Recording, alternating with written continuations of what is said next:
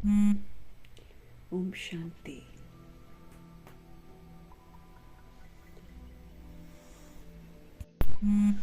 नए युग की नई स्मृतियां दिलाकर शिव पिता परमात्मा हम आत्माओं को समझ देते हैं कि अब नए संस्कार, नया स्वभाव, नई चलन, इसको यूज करना है और बहुत काल तक यूज करेंगे, तब जाकर नवयुग में जाने का हक प्राप्त करेंगे। तो हर तरह से नवीनता को हम सब धारण करें, ये शिव पिता परमात्मा की चाहना है। ऐसे हम आत्माओं को हर तरह से नया बनने की श्रेष्ठ मत देने वाले शिव पिता परमात्मा जी का हम सब तहे दिल से धन्यवाद करेंगे। अपने आप में संपूर्ण नवीनता लाने वाले, प्रैक्टिकल में परिवर्तन शक्ति और दृढ़ता की शक्ति का सबूत देने वाले, कभी भी डगमग होकर हार नहीं खाने वाले, व्यक्त ब्रह्मा, अव्यक्त ब्रह्मा, गुप्त बड़ी माँ, big brother, great great grandfather का रोल प्ले करने वाली आत्मा ब्रह्मा जी का तहे दिल से हम धन्यवाद करेंगे। धन्यवाद करते हुए दोनों जबरदस्त लाइट्स को हाजिर नाजिर करते हुए मीठे मीठे परमपिता परमात्मा जी के महावाक्य हम सब उन्हीं से समझेंगे। और ये जो समझ है वो पूरे वायुमंडल में फैले, पूरे तत्वों में फैले, पूरी प्रकृति में फैले, ये दिल से दुआ करेंगे। मीठे मीठे परमपिता परमात्मा जी की समझ सब रूहों तक पहुंचे। यूनिवर्स में मौजूद सभी रूहें प्रभु जी के बच्चे हैं, तो सब तक मीठे बाबा की समझ पहुंचे, ये हम सब दिल से दुआ करेंगे। उन आत्माओं तक मीठे बाबा की समझ पहुंचे जो इस समय वृद्ध शरीरों में हैं। आत्माएं दैहिक मोह माया से बाहर निकलकर सत्य परमपिता परमात्मा जी के साथ जुड़े, सशक्त बने, ये दिल से हम सब दुआ करेंगे। उन आत्माओं तक प्रभु जी की समझ पहुंचे जो हमारे साथ नकारात्मकता से जुड़ी हुई हैं। उन आत्माओं तक पहुंचे जो हमारे साथ लौकिक में कनेक्टेड हैं। सभी का बुद्धि का योग हम आत्माओं से हट जाए और सत्य परमपिता परमात्मा जी के साथ लगा रहे, दिल से दुआ करेंगे। मीठे परमात्मा जी की मीठी समझ उन आत्माओं तक पहुंचे जो हॉस्पिटलों में पीड़ित अवस्था में हैं, जो घरों में पीड़ित अवस्था में हैं। सब सशक्त बने, सब परमात्मा छत्र छाया में रहें, दिल से दुआ करेंगे। उन आत्माओं तक प्रभु जी की समझ पहुंचे जो प्राकृतिक आपदाओं की शिकार हैं और जो दैहिक हिंसाओं की शिकार हैं, जो माया के प्रकोप के कारण अलबेली बन गई हैं, जो तंत्र मंत्र के कारण अलबेली बन गई हैं, जो वाम मार्ग में चली गई हैं आत्माएं, और फिर जो जाने की तैयारी कर रही हैं, सब तक मीठे बाबा की मीठी मुरली पहुंचे और हर आत्मा पवित्र बने, हर आत्मा परमात्मा से जुड़े, ये दिल से दुआ करेंगे। मीठे बाबा की मीठी मुरली की समझ उन आत्माओं तक पहुंचे जो कुमार कुमारियों के शरीरों में हैं, जो छोटे शरीरों में विराजमान आत्माएं हैं, उन तक पहुंचे। जो अपनी संस्था बनाकर बैठे हैं, खुद भी गुमराह हैं, औरों को भी गुमराह कर रहे हैं, उन तक मीठे बाबा की समझ पहुंचे। जो भिन्न भिन्न सत्ताओं में बटे हुए हैं, भिन्न भिन्न वर्गों में बटे हुए हैं, भिन्न भिन्न धर्मों में बटे हुए हैं, भिन्न भिन्न जातियों में, मठपंथों में बटे हुए हैं, तमाम आत्माओं तक मीठे बाबा की मीठी मुरली की समझ पहुंचे। हर आत्मा परमात्मा से जुड़े और सब तरह की भिन्नता से मुक्त हो जाए, दिल से दुआ करेंगे। उन आत्माओं तक मीठे बाबा की समझ पहुंची जो वैश्याएं बन गई हैं, गणिकाएं बन गई हैं, जो देह के धंधे करती हैं और जो उनसे देह का धंधा करवाते हैं, सबको वैराग आए, मीठे बाबा की मीठी समझ सब तक पहुंचे। उन आत्माओं तक प्रभु जी की समझ पहुंची जो यादव, कौरव, यवन बन गए हैं उन आत्माओं तक प्रभु जी की समझ पहुंचे जो भूत प्रेत आत्मा बनकर भटक रही हैं रूहें, सब प्रभु की छत्र छाया में आए, सब तक मुरली की समझ पहुंचे। दिल से दुआ करेंगे, हर आत्मा पवित्र बने, हर आत्मा वापस घर चलने को तैयार हो जाए। उन आत्माओं के लिए प्रभु जी की समझ समर्पित है जो तंत्र मंत्र रिद्धि सिद्धियों में उलझे हुए हैं। इन तमाम आत्माओं को भी इन उल्टे कर्मों से वैराग आए। मीठे बाबा की मीठी मुरली की समझ इन तक भी जरूर पहुंचे। उन आत्माओं तक मीठे बाबा की समझ पहुंचे जो ह्यूमन फ्लैश, एनिमल फ्लैश खा रहे हैं, जो अंग तस्करियां कर रहे हैं, जो अत्याचार, इतना भ्रष्टाचार कर रहे हैं। तमाम आत्माओं को इस भ्रष्टाचारी अत्याचार से वैराग आए। हर आत्मा मीठे परमात्मा से जुड़े। दिल से दुआ करेंगे, मीठे मीठे बाबा की मीठी मीठी समझ उन आत्माओं तक पहुँचे जो इस समय तरह तरह के नशों में धुत हैं, और सभी आत्माएं उन नशों से मुक्त हो, स्वतंत्र बने और सब पर बृहस्पति की दशा बैठे। मीठे बाबा की मीठी मुरली की समझ इन आत्माओं तक पहुँचे। सारे तरह के नशों को छोड़कर हर आत्मा ईश्वरीय नशे में आ जाए, ये दिल से दुआ करेंगे। उन आत्माओं तक मीठे बाबा की समझ पहुंचे जहां अभी तक समझ पहुंची ही नहीं है। वो अड़ोस पड़ोस, गांव, शहर, जहां भी मीठे बाबा का ज्ञान, मीठे बाबा का परिचय पहुंचा नहीं है, या फिर जो आत्माएं सुनना ही नहीं चाहती हैं, उन आत्माओं तक मीठे बाबा की मीठी मुरली की समझ पहुंचे, ये दिल से दुआ करेंगे। अपने लिए भी हम दुआ करेंगे कि जो नवीनता बाबा हम आत्मा में चाहते हैं, वो नवीनता हम अपने में धारण करें और फिर इस नवीनता का सबूत भी दें। हर तरह की परीक्षा को पार करें और बाबा के कहे अनुसार चलें, ये दिल से दुआ करेंगे। इन्हीं दुआओं के साथ मीठे मीठे शिव पिता परमात्मा जी का धन्यवाद करते हुए, उनको हाजिर नाजिर करते हुए, उनके आज के महावाक्य उन्हीं से हम समझेंगे। मीठे मीठे बाबा बोले, मीठे बच्चे, तुम बाप के पास आए हो अपनी सोई हुई तकदीर जगाने के लिए। जैसे जैसे हम आत्माएं विस्मृत होते जाते हैं अपने आप से, वैसे वैसे हमारी अवस्था अज्ञानता की नींद की हो जाती है, मूर्छित बने की हो जाती है। हम मूर्छित बन गई आत्माओं को शिव बाबा फिर से सुरजीत करते हैं, फिर से हमको जागृत करते हैं। तो मीठे मीठे बाबा बोल रहे हैं, मीठे बच्चे, तुम बाप के पास आए हो अपनी सोई हुई तकदीर को जगाने के लिए। सो गई है हमारी तकदीर। जब हम विस्मृत होते हैं तो हमारी तकदीर सो जाती है।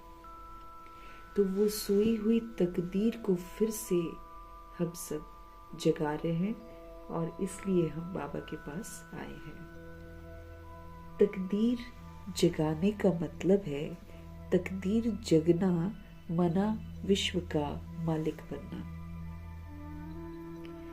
अब कलयुग में तो हम गुलाम बन जाते हैं, इस कदर गुलाम बन जाते हैं कि हम तो अपने कर्म इंद्रियों के गुलाम बन जाते हैं। हम अपनी सूक्ष्म शक्तियां, मन बुद्धि के गुलाम बन जाते हैं। बाबा हमको फिर से स्वतंत्र करके विश्व का मालिक बना रहे हैं। तो जब हम विश्व का मालिक बनते हैं तो तकदीर जग जाती है, और जब हम गुलाम बन जाते हैं तो फिर तकदीर हमारी सो जाती है।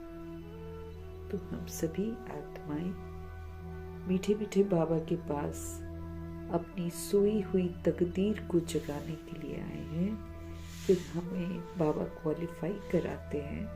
जब हम क्वालिफाई करते हैं, जब हम सारे दागों को मिटाते हैं, जब हम 16 कला संपूर्ण बनते हैं, जब हम सर्व गुणों से संपन्न बनते हैं, जब हम संपूर्ण निर्विकारी बनते हैं, जब हम मर्यादाओं की लकीर में रहकर, अंदर रहकर हम मर्यादा पुरुषोत्तम बनते हैं। क्योंकि जो मर्यादाओं के अंदर रहता है वो सभी पुरुषों में उत्तम बन जाती है।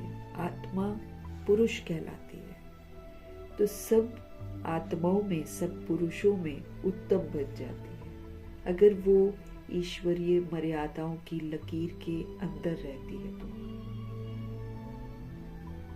फिर संपूर्ण अहिंसक हम बनते हैं, हर तरह की स्थूल और सूक्ष्म हिंसाओं से हम मुक्त होते हैं।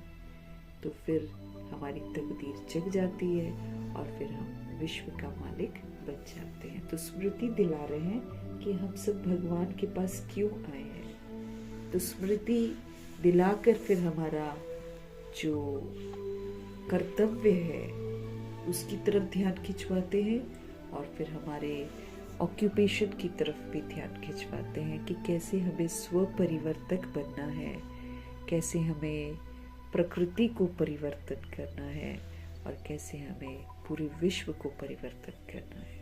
तो हम आत्माओं को हमारा कर्तव्य, हमारे ऑक्यूपेशन की स्मृति भी दिलाते हैं कि कैसे हमको सारे विश्व का कल्याण करना है। तब जाकर हम विश्व के मालिक बनेंगे। प्रश्न है मीठे बाबा का, कौन सी खुराक तुम बच्चों को बाप समान बुद्धिवान बना देती है? कौन सी खुराक तुम बच्चों को बाप समान बुद्धिवान बना देती है? उत्तर है मीठे बाबा का, ये जो पढ़ाई है तुम बच्चों की बुद्धि की खुराक है ना। अब लोग तो खुराक में बादाम खाते हैं और भी अन्य ड्राई फ्रूट खाते, जैसा लोग सुना देते वैसा आत्माएं करती हैं।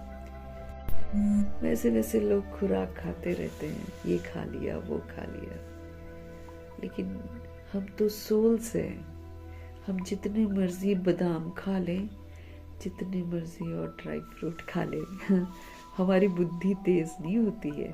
ऐसे तो दुनिया, हम जब बाबा से नहीं मिले थे तो हम खा ही तो रहे थे, है ना। दूध भी पी रहे थे, घी भी खा रहे थे, मक्खन भी खा रहे थे, सब कुछ ही हम खा रहे थे। तो कहाँ बुद्धि हमारी तेज हो रही थी? हम तो और भ्रष्टाचारी, अत्याचारी, पता नहीं हम क्या क्या बन गए। न सोच अच्छी रही, न बोल अच्छे रहे, न कर्म अच्छे रहे। शरीर भी कमजोर होते गए, क्योंकि बुराइयां धारण करी हुई हैं, तो कहाँ से हमारा शरीर अच्छा होगा? क्योंकि सोल बुराई धारण करती है, उसका इफेक्ट उसकी बॉडी पर पड़ता है। तो सोल को जो चाहिए असली खुराक, वो तो शिव पिता परमात्मा ही आकर देते। तो आत्मा को खुराक चाहिए। आत्मा को अच्छी खुराक मिलेगी तो उसका तन चलेगा फरिश्तों की तरह। जैसे प्रजापिता ब्रह्मा थे, फरिश्तों की चाल थी, कभी भी थकना नहीं, एक्टिव रहना, हर कार्य करना, कार्य करते हुए हल्के रहना, मन से, शरीर से। चाल ही उनकी फरिश्तों जैसी हो गई थी। तो असली खुराक कौन सी है ना? तो कौन सी खुराक तुम बच्चों को बाप, अब वो थोड़ी, अब बाद में तो उन्होंने दूध, घी, मक्खन जब दादा लेखराज थे तो खाया होगा, है ना। लेकिन उसके बाद तो वो बिल्कुल परिवर्तन हो गए, बिल्कुल साधारणता में आ गए, उबली हुई चीजें खाने लग गए। तो कंट्रास्ट दिखाया ना कि उबली हुई चीज खाने से तो वो फरिश्ता बन गए, बॉडी फरिश्ते जैसी हो गई। वो चलते थे, दादियां दौड़ती थी, दादियां छोटी थी ना उस समय, वो भागती थी और ब्रह्मा जी चलते थे, इतनी स्फूर्ति थी। तो असली खुराक आत्मा को चाहिए और वो मीठे बाबा आकर देते हैं। तो कौन सी खुराक तुम बच्चों को बाप के समान बुद्धिवान बना देती है? ये जो पढ़ाई है शिव बाबा की, ये पढ़ाई है तुम बच्चों के बुद्धि की खुराक, ताकत। जो रोज पढ़ाई पढ़ते हैं, अर्थात इस खुराक को लेते हैं, उनकी बुद्धि जो है पारस बन जाती है, प्योर बन जाती है। पढ़ते रहेंगे, पढ़ते रहेंगे, पढ़ते रहेंगे, पढ़ते रहेंगे, पढ़ते रहेंगे, कीचड़ा निकलता जाएगा, एक दिन चित्त पर बैठ जाएंगी सारी बातें। इसलिए दादियां 5-5 बार पढ़ती थी, और इसलिए जनक दादी को बाबा ने बोला कि 21 बार पढ़ो मुरली। आज की तरह 4 पेज की मुरली थोड़ी होती थी उस दिनों।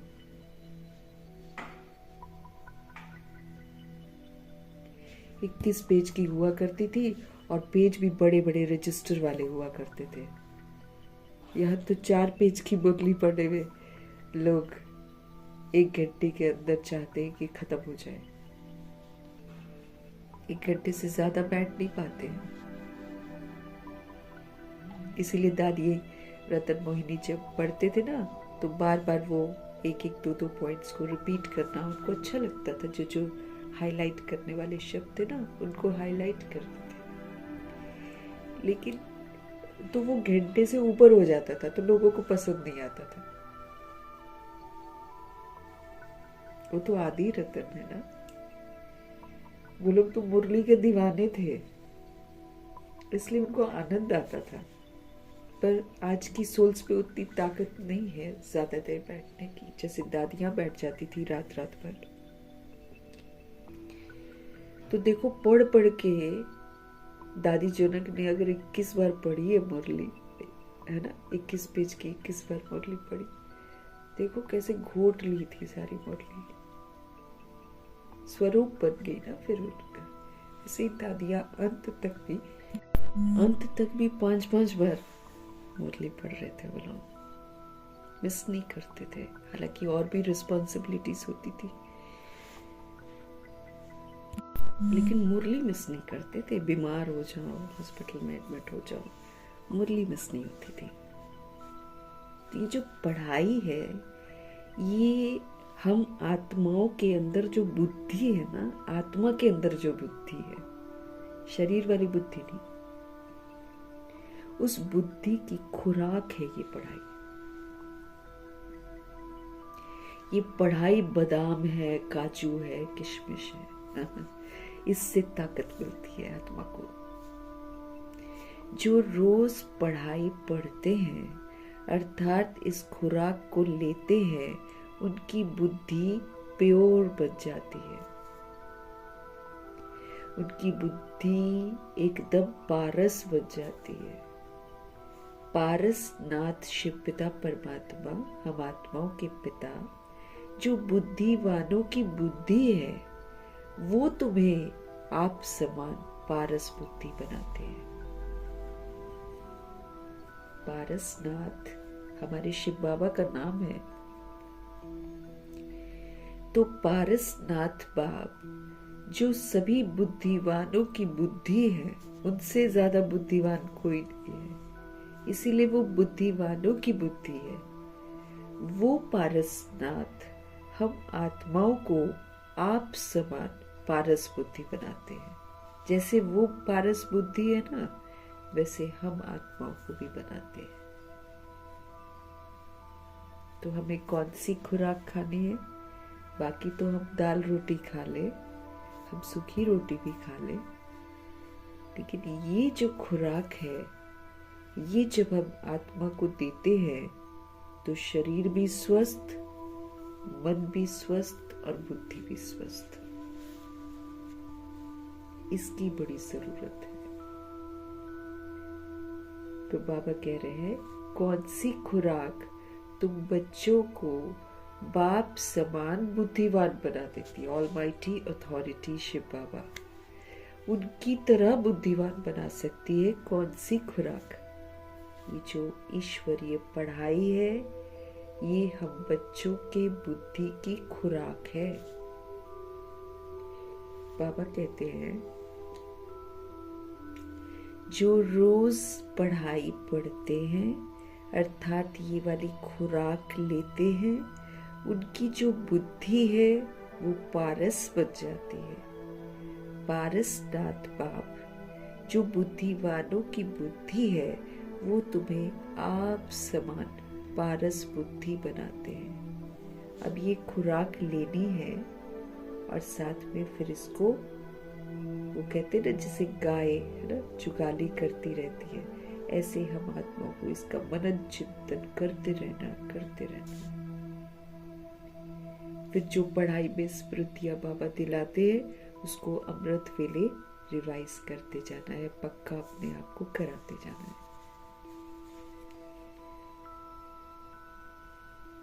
गीत है, तकदीर जगा कर आई हूं।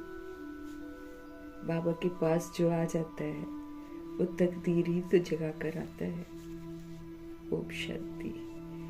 गीत की लाइन सुनकर के भी मीठे मीठे बच्चों के रोमांच खड़े हो जाने चाहिए। जो गीत बाबा ने चुने हैं, माना ब्रह्मा जी ने जो चुने हैं, अच्छे हैं, भगवान से जोड़ देते हैं ना वो। तो गीत की लाइन सुन करके भी मीठे मीठे बच्चों के रोमांच खड़े हो जाने चाहिए। बाबा कहते हैं, है तो ये कॉमन गीत, परंतु इनका सार और कोई थोड़ी जानते हैं। इनका जो सार है, इन गीतों का जो इसेंस है, वो तो फिर शिव बाबा ही आकर समझाते हैं। बाप ही आकर गीत शास्त्र आदि का अर्थ हमको समझाते हैं।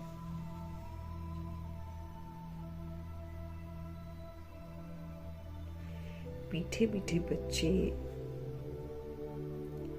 ये भी जानते हैं कि ये जो कलयुग है, इसमें सबकी तकदीर जो है ना सोई पड़ी है। चाहे अरबपति हो चाहे खरबपति हो, सबकी तकदीर सोई पड़ी है। सब गुलाम है। कोई पैसे का गुलाम है, कोई शोहरत, कोई हर चीज का गुलाम है। लोग तो चाय के भी गुलाम हैं। चाय नहीं पीते हैं कई लोग, तो उठ ही नहीं पाते हैं सुबह सुबह, उठते ही उनको चाय चाहिए। ऐसी भी सोल्स अधीन हो गई हैं। तो गुलामी की जिंदगी, हम अपने कर्म इंद्रियों के गुलाम हो गए हैं। कोई चीज अगर हमको मना हो जाती है, हम वो भी खाए बिना और मन करता है उसको। जैसे जो बहुत अति डायबिटिक हो जाते हैं और बड़े शौकीन होते हैं मिठाई के, वो छुप छुप कर खा लेते हैं, भले कितनी भी तकलीफ हो। क्यों? क्योंकि हम बेबस से हो गए हैं। चीजों के बिना हम रह नहीं पाते। तो बाबा हमको समझ दे रहे हैं कि मीठे मीठे बच्चे ये भी जानते हैं कि ये जो कलयुग है, इसमें सभी की तकदीर सोई हुई है।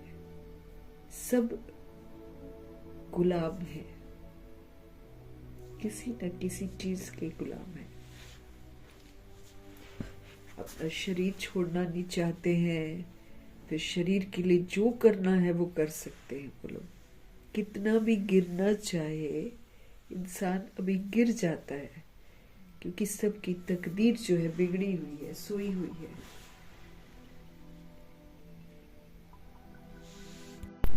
सतयुग में सभी की तकदीर जगी हुई है, क्योंकि यहीं से तो जगा कर जाते हैं।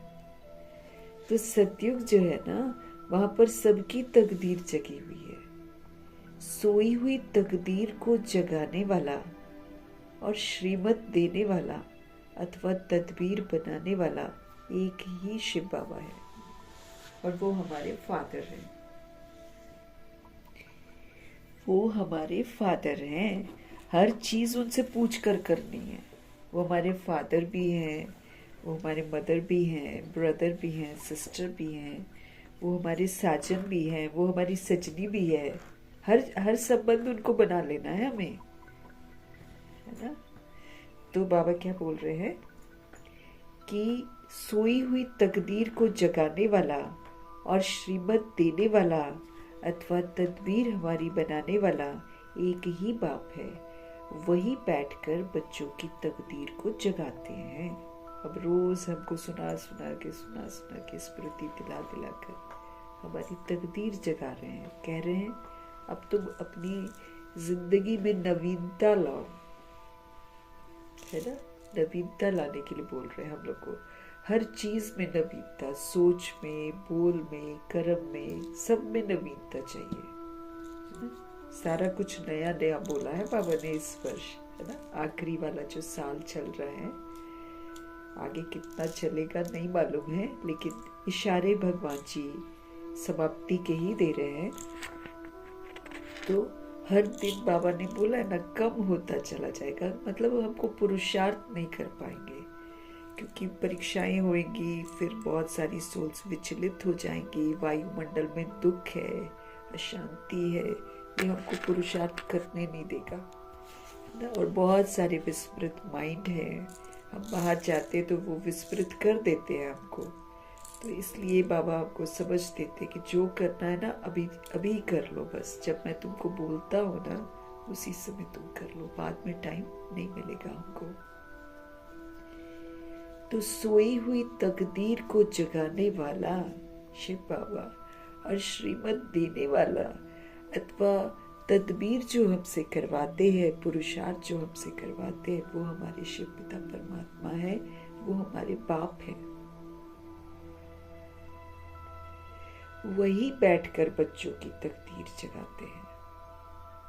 जैसे बच्चे पैदा होते हैं और तकदीर जग जाती है। बच्चा जन्मा और उनको ये पता पड़ जाता है कि हम वारिस हैं। हूबहू ये फिर बेहद की बात है। अब वो तो हद के वारिस होते हैं, जरूरी भी नहीं है कि बन भी पाएंगे कि नहीं बन पाएंगे, वो हद का है और वो विनाशी है। यहाँ तो सोल जो है वो अविनाशी पिता का वारिस है।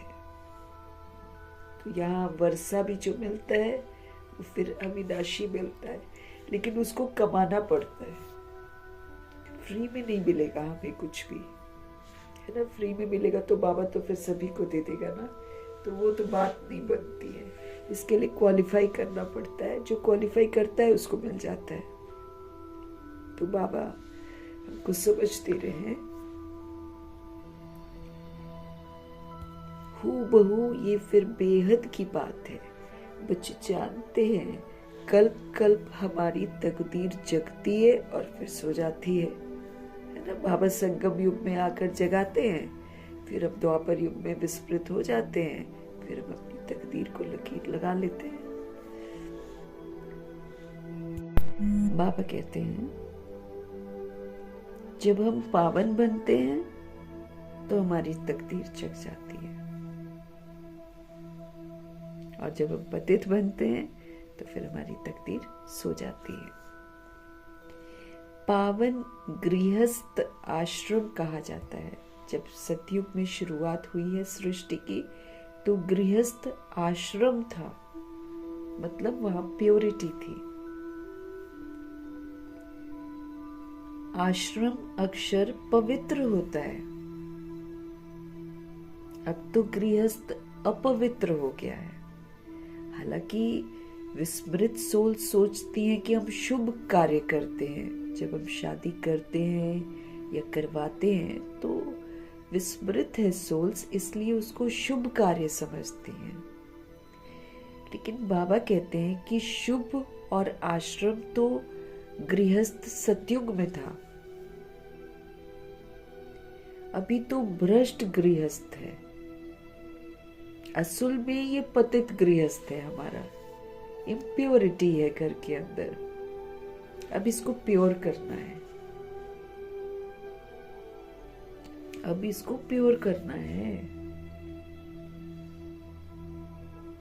बहुत मेहनत करनी है, एक एक कोना घर का प्योर हो जाए, मेहनत करनी पड़ती है। योग के बल से इसको प्योर बनाना है, आत्मिक दृष्टि वृत्ति से इसको प्योर बनाना है। तो हमको पहले तो नहीं मालूम था। अब बाबा कहते हैं इसको पावन बनाओ, क्योंकि यहीं से मेरे को संस्कार लेकर जाना है। तो जब तक हम यहाँ पर गृहस्थ को आश्रम बनाएंगे नहीं, तब तक हम पवित्र गृहस्थ आश्रम में जाएंगे नहीं।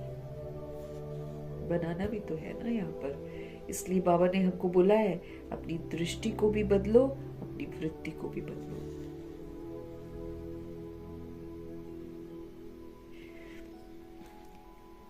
आश्रम, अक्षर बाबा कहते हैं, पवित्र होता है। पवित्र गृहस्थ आश्रम उनके अगेंस्ट फिर है आज का अपवित्र पतित गृहस्थ धर्म। भी अपवित्र गृहस्थ पतित धर्म हो गया है ना। अब लगता है ना सारा गंदा गंदा हो गया, घर का वायुमंडल सारा गंदा हो गया, हमारी सोच गंदी, हमारे बोल गंदे हो गए, हमारे कर्म गंदे हो गए। अब बुद्धि का ताला खुला है तो हमको दिखाई दे रहा है। जब हमारा बुद्धि का ताला बंद था तो हमको ये सारी चीजें बिल्कुल सही लगती थी, शुभ लगती थी और जरूरी लगती थी कि हाँ इट्स पार्ट ऑफ लाइफ। अब भगवान जी ने आकर जब तीसरा नेत्र हमको दिया है समझ का, तो अब लगता है कि ये गलत है। आश्रम नहीं कहेंगे, आज के गृहस्थ को आश्रम नहीं कह सकते हैं, ये तो पतित धर्म यूज कर रखा है। सारी चीजें अशुद्ध है इसीलिए पुराना जो है ना निकाल देना चाहिए। जो हमको जैसे लोग मैरिज करते हैं तो बहुत सारा चीज इधर उधर से मिलता है ना हमको, या हम भी खरीदते ही है ना। कई लोग तो 60 साल पुराना या 70 साल पुराना जो शादी का सामान होता है ना, कपड़े होते हैं, रजाइयाँ होती हैं, कई लोग रखते हैं और उसको यूज भी करते हैं। हम नहीं कर सकते हैं, हम नहीं कर सकते हैं बिल्कुल भी। उसको निकाल देना है, उसको नहीं रखना है।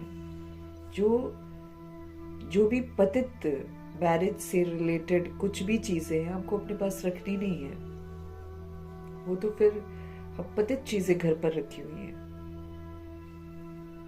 रजाइयां निकालते नहीं है, कई लोग रजाइयां रखते हैं और फिर बड़े गर्व से कहेंगे हमारी शादी की है।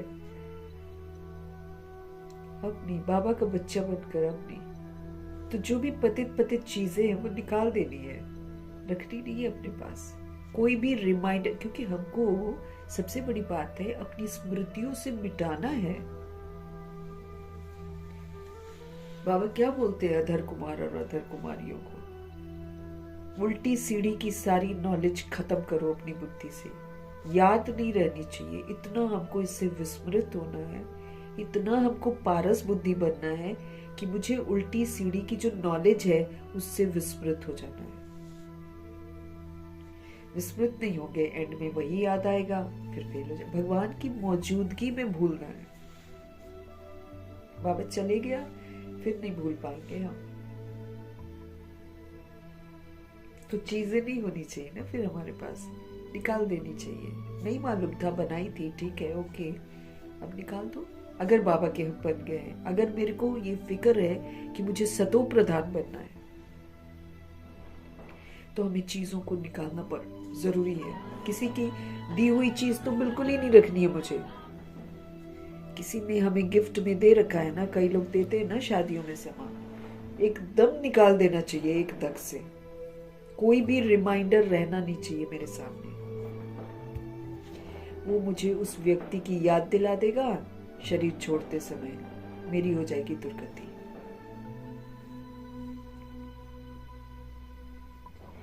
अपवित्र है, पतित चीजें हैं वो। जो शादी में लेन देन है दैट इज पतित लेन देन। आश्रम नहीं कहेंगे इसको बिल्कुल भी। गृहस्थ धर्म तो सबका है ही, जानवरों में भी है, क्योंकि जानवर वही करते हैं जो हम लोग करते हैं। जब सतयुग में सोल्स प्योर हैं, जानवर भी प्योर है। अभी जैसा मनुष्य वैसे जानवर, वो भी छीना झपटी करते हैं। आजकल गाय भी जो है ना, अगर उनमें भी कोई हेड होता है, एक को दिया ना, सीधी सादी को दिया, दूसरी जो तेज है ना, आके उसको धक्का मार के उसका छीन के खा जाती है। छीना झपटी ये गायों में भी आ गया है, क्योंकि मनुष्य है ना ऐसा। डॉगीज तो हो ही गए हैं ऐसे। बाबा क्या बताते हैं, हम लोग जैसे बन जाते हैं वैसे यहाँ के जीव हैं। ये बिच्छू, टिड्डन, ये सब थोड़ी होते हैं सतयुग में।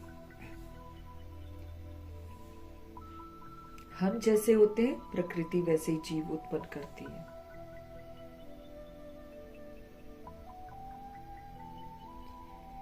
बच्चे तो सभी पैदा करते हैं, बाबा कह रहे हैं। एक मोरनी है बस, जो पवित्र है, जो गलत काम नहीं करते। ओनली मोर एंड मोरनी। उसमें भी मोर का सैक्रिफाइस है, क्योंकि मेल है ना, मोर का सैक्रिफाइस है, इसलिए मोर खूबसूरत है। मोरनी से खूबसूरत है, मोरनी तो खूबसूरत है नहीं, क्योंकि मोर पतित नहीं बनता है, वो तो झूमता है, नाचता है। नाचते नाचते उसके आंसू गिरते हैं। ये जो मोरनी होती है, ये गिरने नहीं देती है आंसू।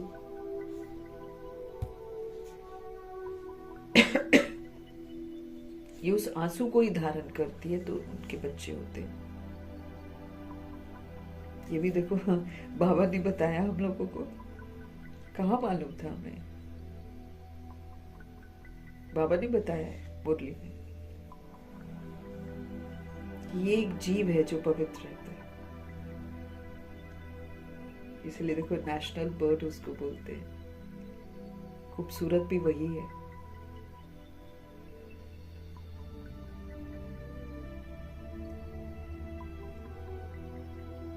बच्चे तो सब पैदा करते हैं।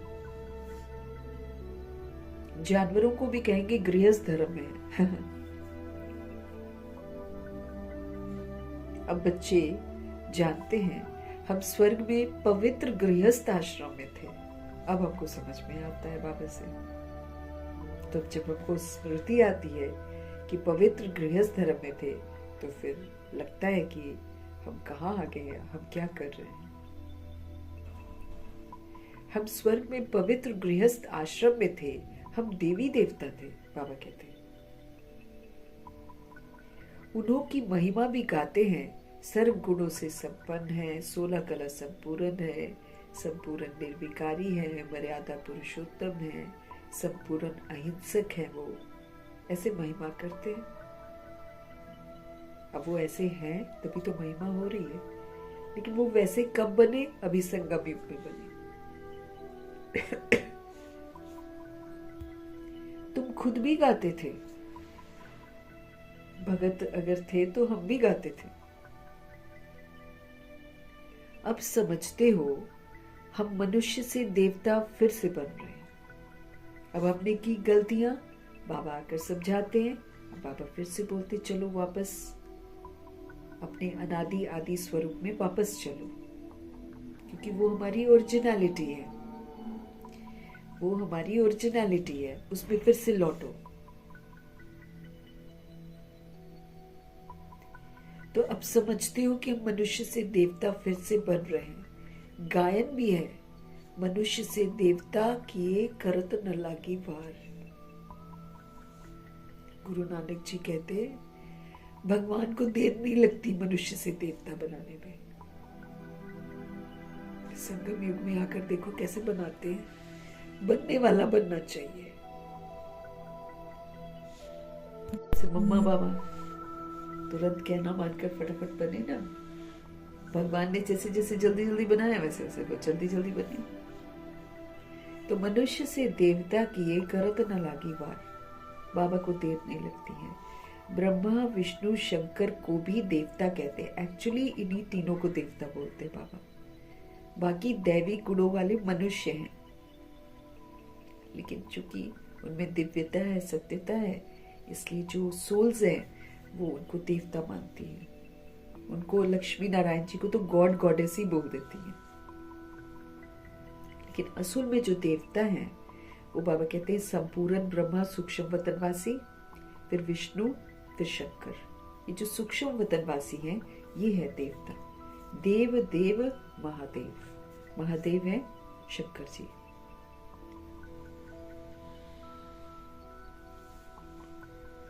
अब समझते हो हम मनुष्य से देवता फिर से बन रहे हैं। गायन भी है, मनुष्य से देवता किए करत न लागी वार। ब्रह्मा विष्णु शंकर को भी देवता कहते हैं। ब्रह्मा देवताय नमः, फिर कहते हैं शिव परमात्माय नमः। अभी उनका अर्थ भी तुम जानते हो। अब बाबा समझ दे रहे हैं तो जाकर हमको अर्थ मालूम चला है कि शिव को कभी देवता नहीं कहेंगे, शिव परमात्माय नमः। वो तो अंधश्रद्धा से सिर्फ कह देते हैं। अब शंकर देवताय नमः कहेंगे, शिव के लिए कहेंगे शिव परमात्माय नमः, लेकिन समझते नहीं है, बोल देते हैं पर समझते नहीं है। फिर कभी शिव शंकर को मिला देते हैं।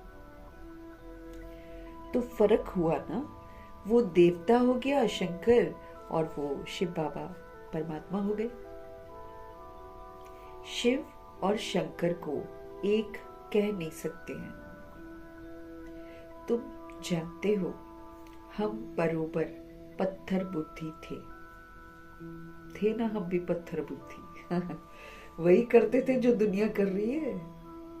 पत्थर बुद्धि थे हम भी। अब पारस बुद्धि बन रहे हैं, अभी बने नहीं है लेकिन अब बन रहे हैं। देवताओं को तो पत्थर बुद्धि नहीं कहेंगे क्योंकि वो तो प्रारब्ध है ना, स्वरूप है देवता। फिर ड्रामा अनुसार रावण राज्य में सीढ़ी फिर हम नीचे उतरते ही हैं।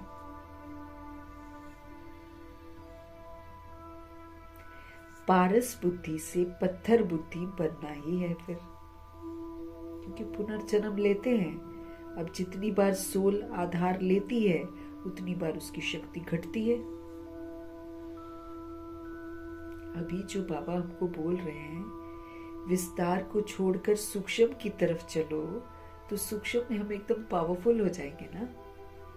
अब विस्तार कितना हमने बोझ बना लिया है, कलयुग में तो हम बोझ बना लेते हैं ना। तो अभी का विस्तार बहुत ज्यादा कर लेते हैं और बोझिल कर लेते हैं खुद को।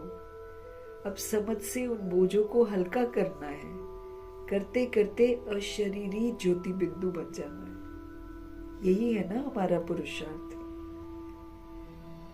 विस्तार से सार की ओर जाना है हमको। तो उसके लिए देखो, शुरुआत है विस्तार से सार की ओर जाना है, तो उसके लिए क्या क्या करना है। इसके लिए बाबा कहते हैं समेटते जाओ, समेट दो, लेट को करो, कोई बात नहीं, खत्म करो। कुछ बात हुई खत्म करो, लेट को, समेटो।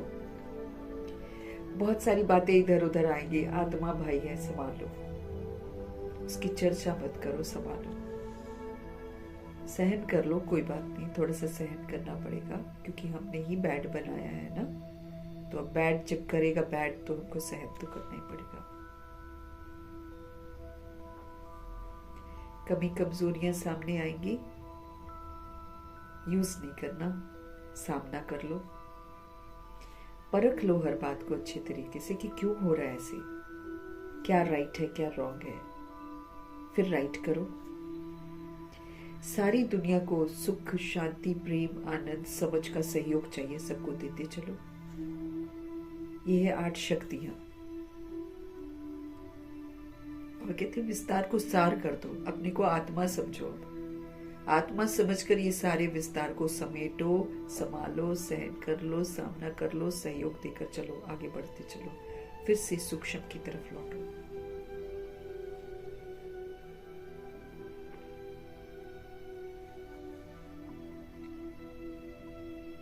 पारस बुद्धि से पत्थर बुद्धि बनना ही है। फिर पुनर्जन्म में आते हैं ना, रावण की मत पर चलते हैं, सीढ़ी नीचे उतरते हैं, विस्तार करते चले जाते हैं। तो शक्तियां घटती चली जाती हैं, फिर पत्थर बुद्धि बन जाते हैं।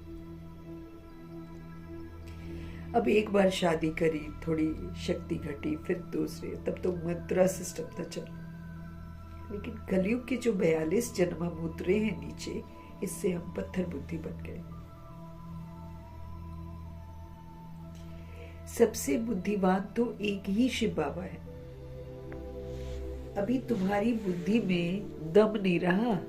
इतराती हैं आत्माएं आजकल दुनिया में, मेरा दिमाग है, मेरा दिमाग है नहीं। हाँ, बुद्धि में ताकत ही नहीं है। ना हम सहन कर पाते हैं, ना हम बातों को समा पाते हैं, ना कोई बात हो गई उसको लेट गो नहीं कर पाते हैं।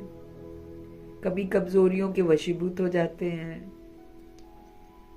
क्या राइट है क्या रॉन्ग है समझ नहीं पाते, दूसरे से पूछते हैं। सभी तो रॉन्ग है तो हमको राइट कौन बताएगा। परख नहीं पाते हैं, क्या करना है वो नहीं कर पाते हैं। किसी को सहयोग और वो भी सुख का, शांति का, प्रेम का दे ही नहीं पाते हैं, तो हो गए ना हम कमजोर।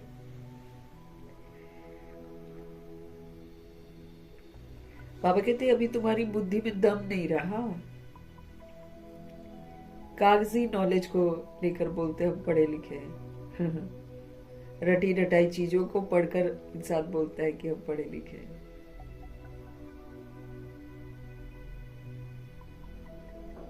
तुम्हारी बुद्धि में दम नहीं है, बाबा कहते हैं। बाप उनको बैठ पारस बुद्धि बनाते हैं। जो पत्थर बुद्धि हम बन जाते हैं ना, हमको बाबा फिर पारस बुद्धि बनाते हैं। पारसनाथ के मंदिर भी है, वहां मेले लगते हैं, परंतु ये किसी को पता नहीं है कि पारसनाथ है कौन। यादगार बना देते हैं लेकिन मालूम नहीं रहता है। वास्तव में पारस बनाने वाला तो बाप ही है, और कोई बना नहीं सकता हमको पारस। बाबा में ही दम है।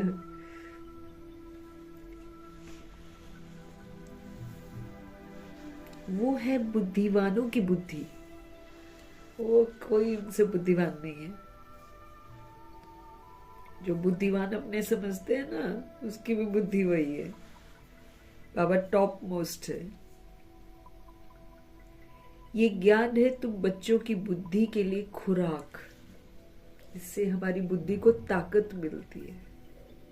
बाबा की पढ़ाई से हमको ताकत मिलती है।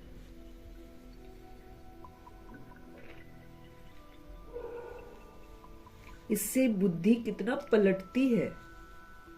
ये ऐसी खुराक है, ये ऐसी ताकत है जिससे हमारी बुद्धि कितना पलटती है।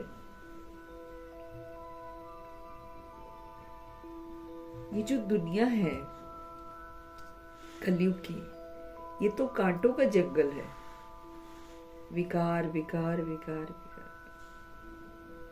कांटों का जंगल है। कितना एक दो को दुख देते हैं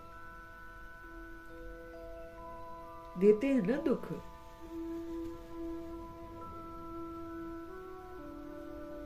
अब शरीरों को मारते हैं, वो ये नहीं सोचते कि हम रूहों को मार नहीं सकते हैं, तो किसी रूह को दुख देते हैं ना। बाबा कहते हैं दुनिया कांटों का जंगल बन गया है।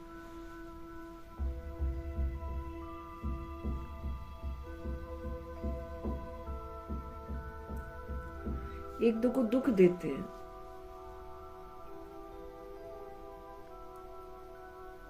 ब्लैक मैजिक करते हैं, दुखी तो देते हैं दूसरों को। किसी को डाउरी के लिए जला देंगे, दुख देते हैं ना सोल को।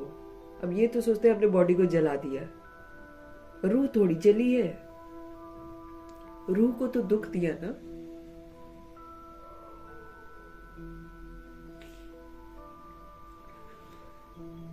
पत्थर बुद्धि हो गई है आत्माएं आजकल।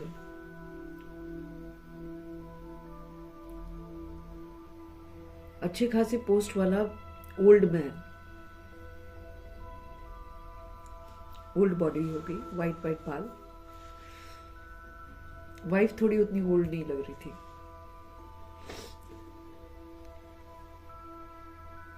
मार दिया उसको।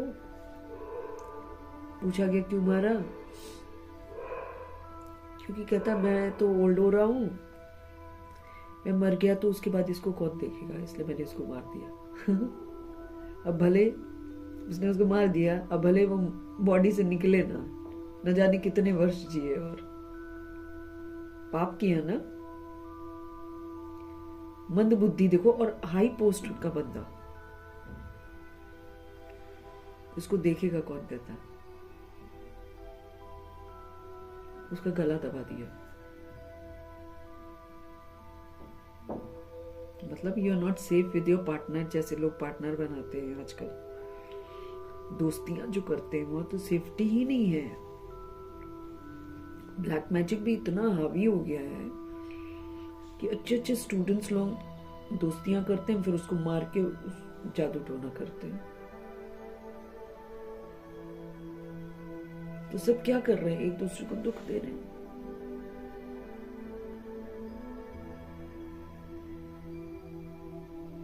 कांटों का जंगल बन गया है ये, अस्त व्यस्त है ये। इसका विनाश बहुत जरूरी है, क्योंकि इसका सल्यूशन नहीं है।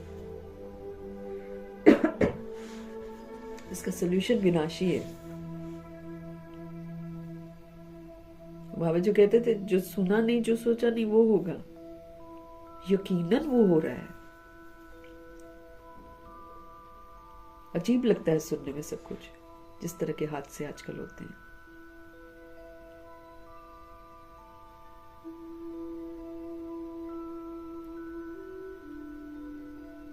खुद को जीना नहीं है, परिवार को भी मार देते हैं, बच्चों को भी मार देते हैं। ये समझते नहीं ना, हम तो बॉडी को मार रहे हैं। अरे भाई, रूह फिर भटकेगी।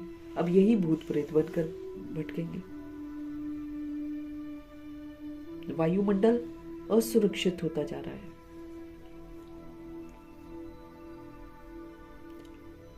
बाबा कहते ये दुनिया है कांटों का जंगल।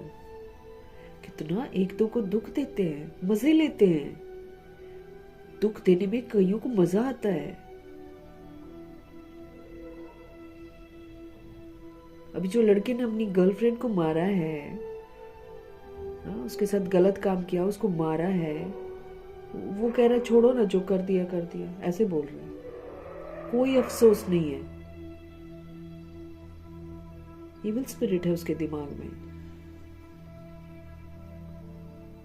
क्योंकि वो उसकी स्पिरिट से कहता, मैंने उसको मार के उसकी स्पिरिट से बात कर रहा हूं।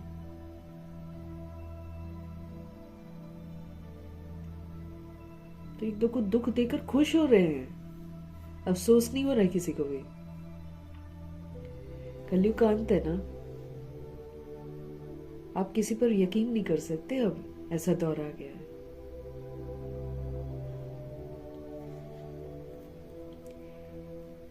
अभी है ही तमो प्रधान रौ रव नर्क, है ना। नरकी तो है, बच्चों को किडनैप करना, उनको काटना, उनको खाना, उनका खून पीना, है नहीं ये नर्क? ये रौरव नर्क है। अब इससे नर्क और क्या होगा? किस लिए मार रहे हैं? क्योंकि हम कभी मरना नहीं चाहते, हम कभी बूढ़े होना नहीं चाहते, इसलिए।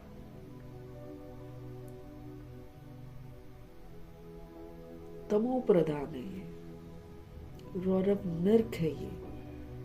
छोटी छोटी लड़कियां उठा के ले जा रहे हैं, छोटे छोटे बच्चों को खा रहे हैं।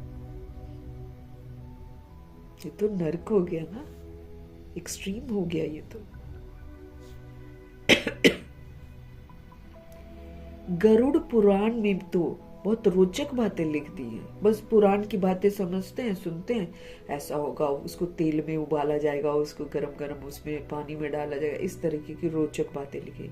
ऐसे थोड़ी अच्छा खासा सोल को बॉडी से निकल नहीं पाएगी, वो इतना उसको तड़प होती है। सजाएं जो अभी मिलनी है, में घनी सजाएं हैं। वैसे भी ये तंतर मंतर करने वाले जितने भी लोग हैं ना, जब इनकी मौतें होती हैं तो बड़ी गंदी मौतें होती हैं इनकी। ये तड़प तड़प कर मरते हैं, सहज नहीं मरते हैं।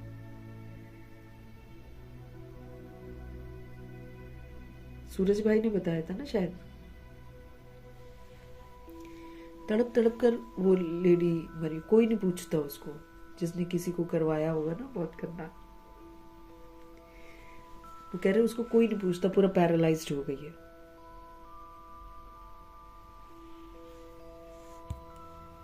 जैसे दूसरों की लातें तोड़ी होंगी वैसे उसकी टूट गई। अब कोई पूछता नहीं, अब सारा उसको अपना बुरा कर्म दिखाई देगा, भुगतान करेगी, कोई बचेगा थोड़ी। इनकी मौतें बड़ी गंदी होती हैं फिर। तो गरुड़ पुराण में तो बाबा कहते हैं यूं ही रोचक बातें लिख दी हैं बस। तेल में उबाला जाएगा और वो किया जाएगा। मुझे अभी तुम बच्चों की बुद्धि को खुराक मिल रही है, ताकत मिल रही है बाबा से हमको। बेहद का बाप खुराक दे रहे हैं।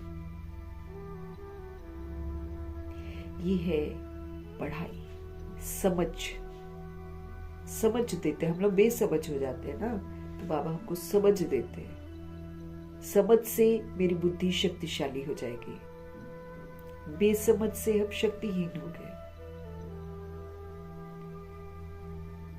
इसको ज्ञान अमृत भी कह देते हैं। मीठे परमात्मा की जो पढ़ाई है इसको ज्ञान अमृत भी कहते हैं, इसको संजीवनी बूटी भी कहते हैं।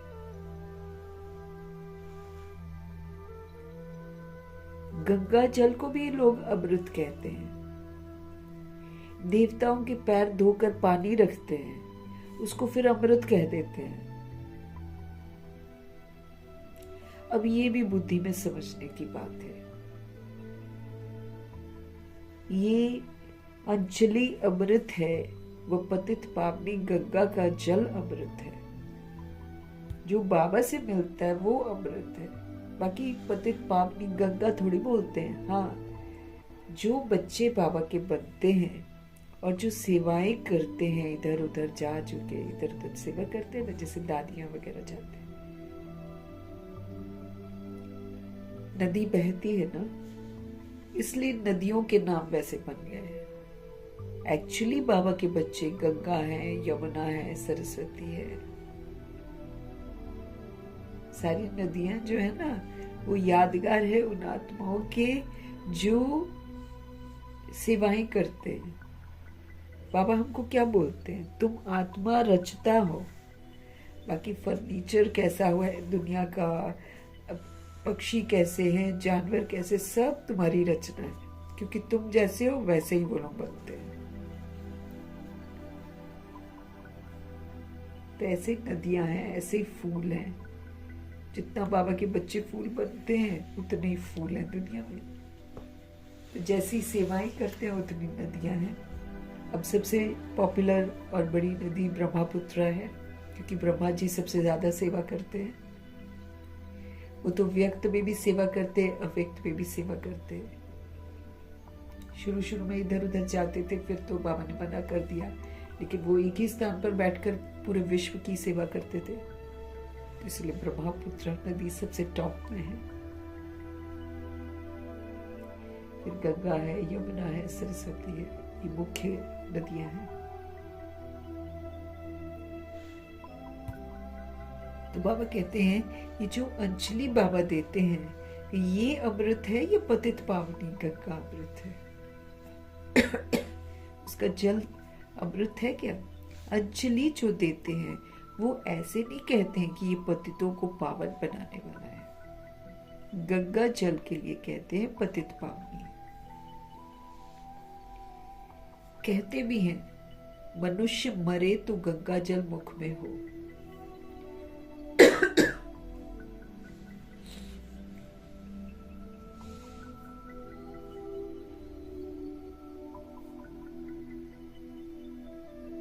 कहते भी हैं कि अगर कोई मरे तो फिर गंगा जल मुख पे हो। दिखाते हैं ना, अर्जुन ने बाण मारा फिर अमृत जल पिलाया, ऐसा दिखाते हैं। अर्जुन कौन है? ब्रह्मा जी अर्जुन है। अर्जुन वो होता है जो ज्ञान मिलता है तो फिर उसको तुरंत धारण करता है, उसमें नंबर 1 हमारे ब्रह्मा जी हैं। तो अर्जुन ने बाण मारे, है ना, फिर अमृत जल पिलाया। तो कौन सा अमृत पिलाते हैं ब्रह्मा जी? ज्ञान अमृत ही तो पिलाते हैं। और ज्ञान बाण है, लेकिन उसमें पानी दिखा देते हैं और बाण दिखा देते हैं कि पहले मारा और उसके बाद पानी पिलाएं। तुम बच्चों ने कोई बाण आदि नहीं चलाए हैं। हालांकि रामचंद्र को दिखा देते हैं बाण, लेकिन हिंसा थोड़ी करते हैं देवता जो कि बाण चलाएंगे। लेकिन वही है कि यादगार में वैसा बना दिया है, क्योंकि सूक्ष्म को दिखाए कैसे, ज्ञान बाण को दिखाए कैसे, तो उसमें स्थूल। अब जो पूजा करते हैं वो फिर सोचते हैं कि इन्होंने हिंसा करी है, फिर उसके नाम पर हिंसा करते हैं।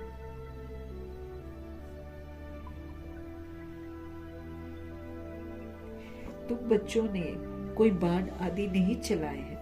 एक गांव है जहां पर बाणों से लड़ते हैं, तीर कमान से लड़ते हैं। वहां के राजा को ईश्वर का अवतार कहते हैं। बाबा के समय में होगा कोई गांव ऐसा। अब ईश्वर का अवतार तो कोई हो नहीं सकता। वास्तव में सच्चा सच्चा सदगुरु तो एक ही है,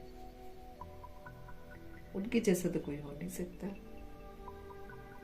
जो सभी की सदगति करते हैं, उस सर्व का सदगति दाता है। जो सभी आत्माओं को साथ ले जाते हैं, वो सभी आत्माओं को साथ ले जाते हैं।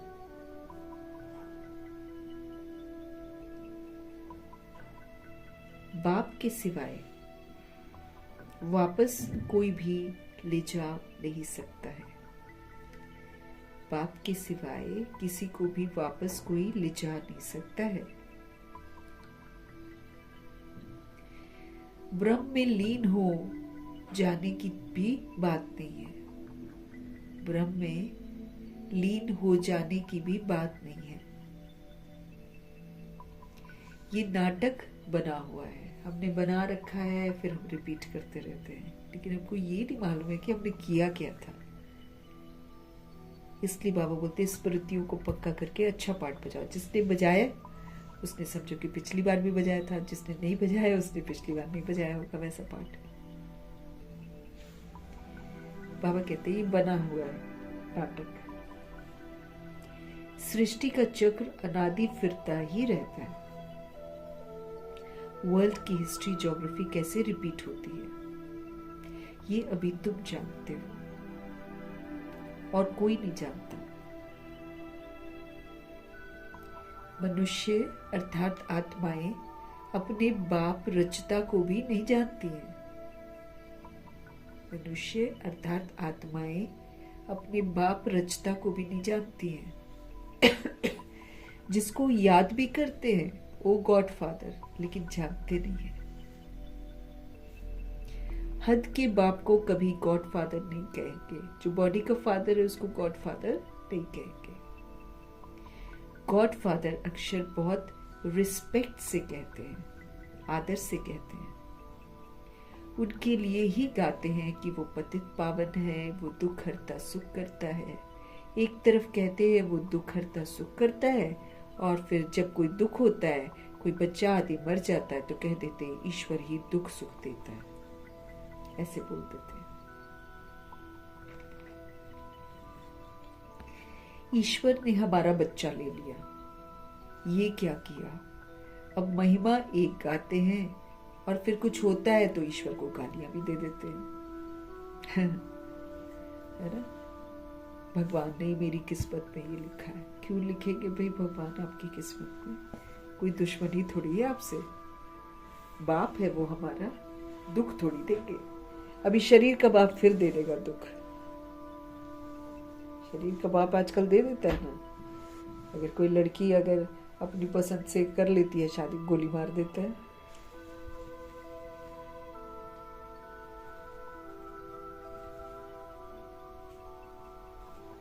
तो बाबा कहते हैं फिर कुछ होता है तो ईश्वर को गालियां देते हैं, कहते भी हैं ईश्वर ने बच्चा दिया है।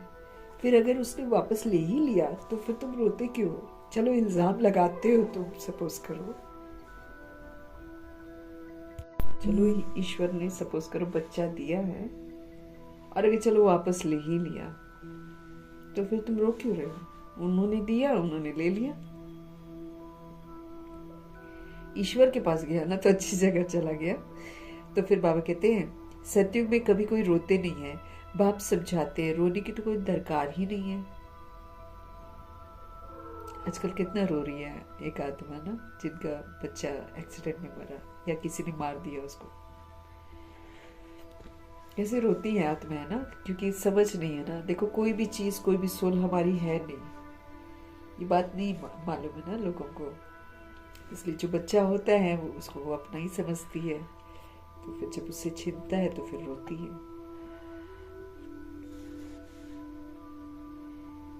तो बाबा कहते सतयुग में ऐसे कोई नहीं रोता है, परिवार होते हैं, लेकिन जिसने जिस समय शरीर छोड़ना होता है वो छोड़ देता है, उसके लिए कोई रोता नहीं है। जानते हैं कि बस ये चेंज करते हैं हम बॉडी,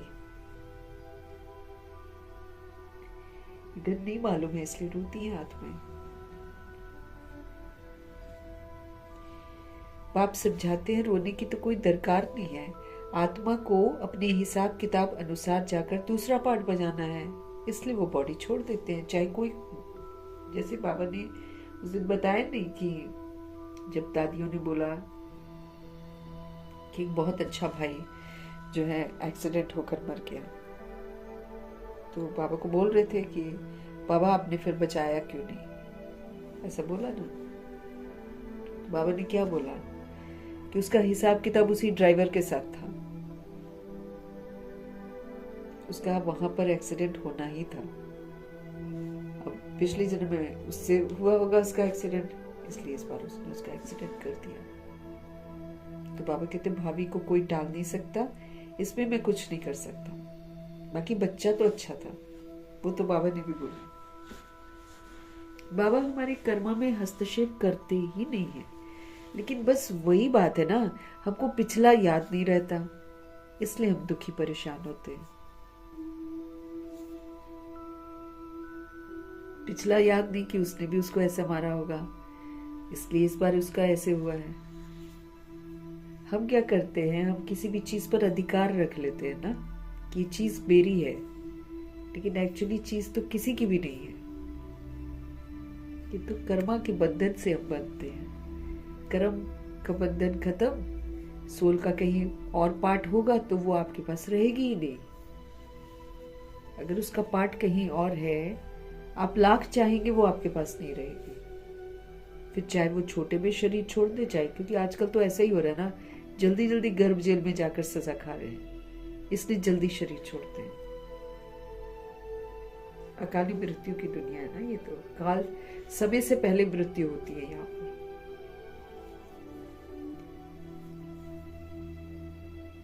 तो बाबा कहते रोने की तो कोई दरकार ही नहीं है, क्योंकि आत्मा को अपने सारे हिसाब किताब अनुसार जाकर दूसरा पार्ट बजाना है। अब हम लोग को खेल दिखता है कि उसने उसको मार दिया, उसने उसको मार दिया, अब ये वाला खेल हमको दिखता है, लेकिन वो जो खेल हुआ है उसके बीच में, जो दो लोगों के बीच में वो खेल हुआ है, वो उनके पुराने जन्मों का कार्मिक अकाउंट है, वो नहीं हम लोग जानते हैं ना, इसलिए बहुत सारे क्वेश्चंस, बहुत सारे करेक्शंस होने लग जाते हैं। हाँ, कुछ इनोसेंट भी होंगे आजकल तो ये कलयुग है ना, तो इस पे कुछ खूने नाहिक खेल तो होना ही है, इस पे कुछ इनोसेंट भी मारे जाएंगे, वो भी है। लेकिन वही है कि बाबा यही बताते हैं हमको कि आत्मा को अपने हिसाब किताब अनुसार जाकर दूसरा पार्ट बचाना है, तो हम रोक नहीं सकते ना, उसको नहीं रोक पाएंगे हम। ज्ञान न होने के कारण मनुष्य कितना रोते हैं।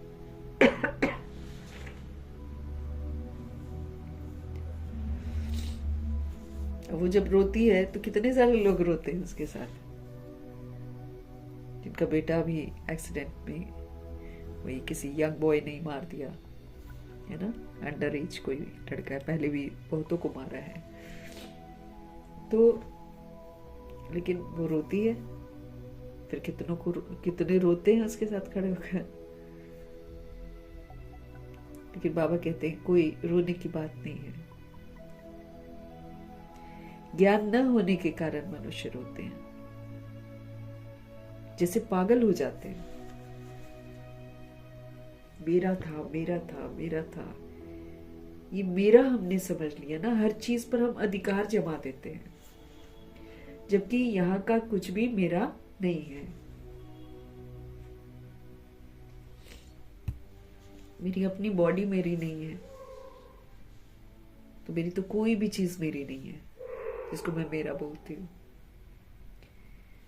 लेकिन बाबा कहते समझ नहीं है ना लोगों को, इसलिए मनुष्य कितना रोते हैं, जैसे कि पागल ही हो जाते हैं। यहाँ तो हमारे शिव बाबा कहते हैं अम्मा मरे तो भी हलवा खाना है। यहाँ तो हमारे शिव बाबा बोलते हैं अगर अम्मा मरे तो भी हलवा खाना है, यानी कि ज्ञान जरूर पढ़ना है, ये नहीं कि वो दूसरा हलवा बनाना है और खाना है।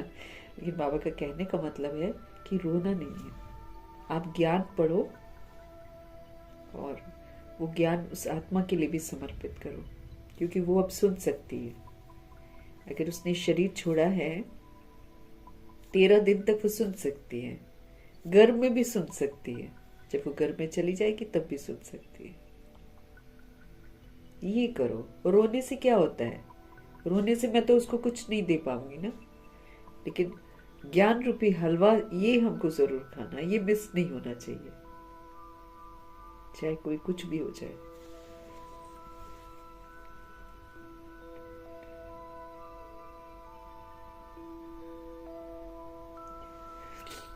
हालांकि ये सेंटेंस सुनकर मुझे पहली बार जब मैं क्लास में गई थी मुरली सुनने, मुझे बड़ा अजीब लगा था। मैंने कहा दीदी ये तो बात सही नहीं है, ये कैसे भगवान बोल रहे हैं कि अम्मा मरे तो भी हलवा खाओ, क्योंकि मैं तो दूसरा ही हलवा खाने की बात कर रही थी। तब दीदी ने बताया कि नहीं, ज्ञान रूपी हलवा जरूर खाना है हमको, मतलब ज्ञान मिस नहीं करना है, नष्ट मोह होना है हमको, किसी भी चीज से अटैचमेंट नहीं रखनी है, ना अपनी देह से न देह के संबंधियों से। मोह होगा तो हम फेल हो जाएंगे। हमारा तो एक ही बेहद का बाप है, दूसरा न कोई।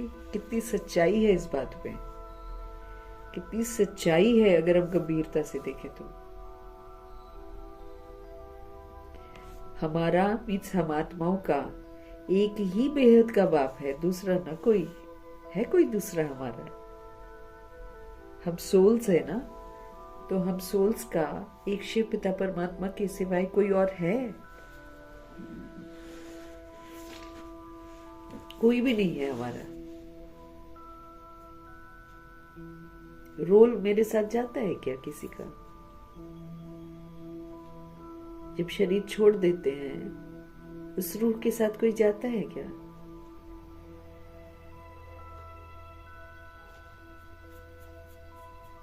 तो उस रूह के साथ कौन जा रहा होता है? उस रूह का किसके साथ कनेक्शन हो जाता है? शिव बाबा के साथ।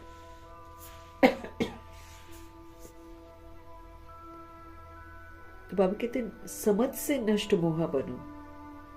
वो चीजें जो विनाशी हैं उसको तुम कहोगे मेरा है, मेरा, तो दुखी होगे ना तुम।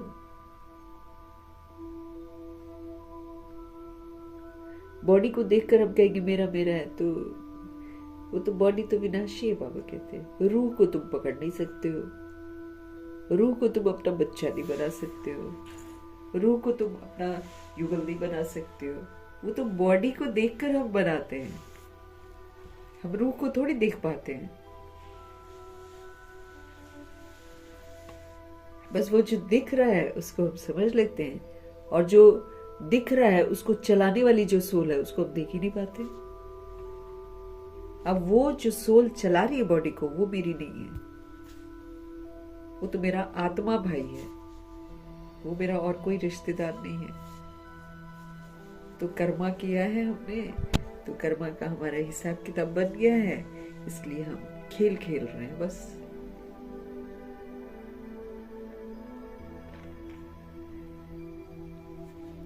तो ये जो स्मृति बाबा दिलाते हैं ना कि हमारा तो एक ही बेहद का बाप है, दूसरा ना कोई।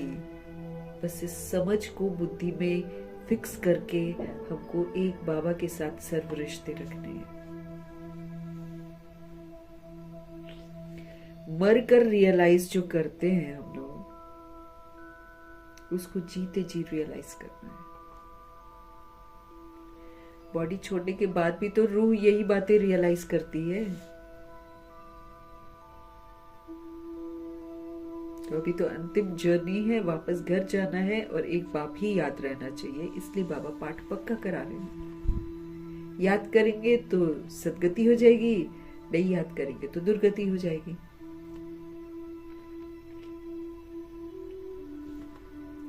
ऐसी अवस्था बच्चों की होनी चाहिए। कैसी? नष्ट मोह।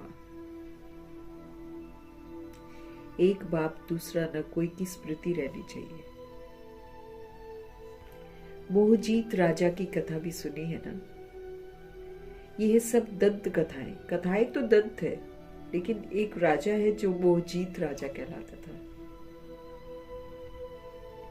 सत्युग में कभी दुख की बात ही नहीं होती है, न कभी कोई अकाले मृत्यु वहां होती है।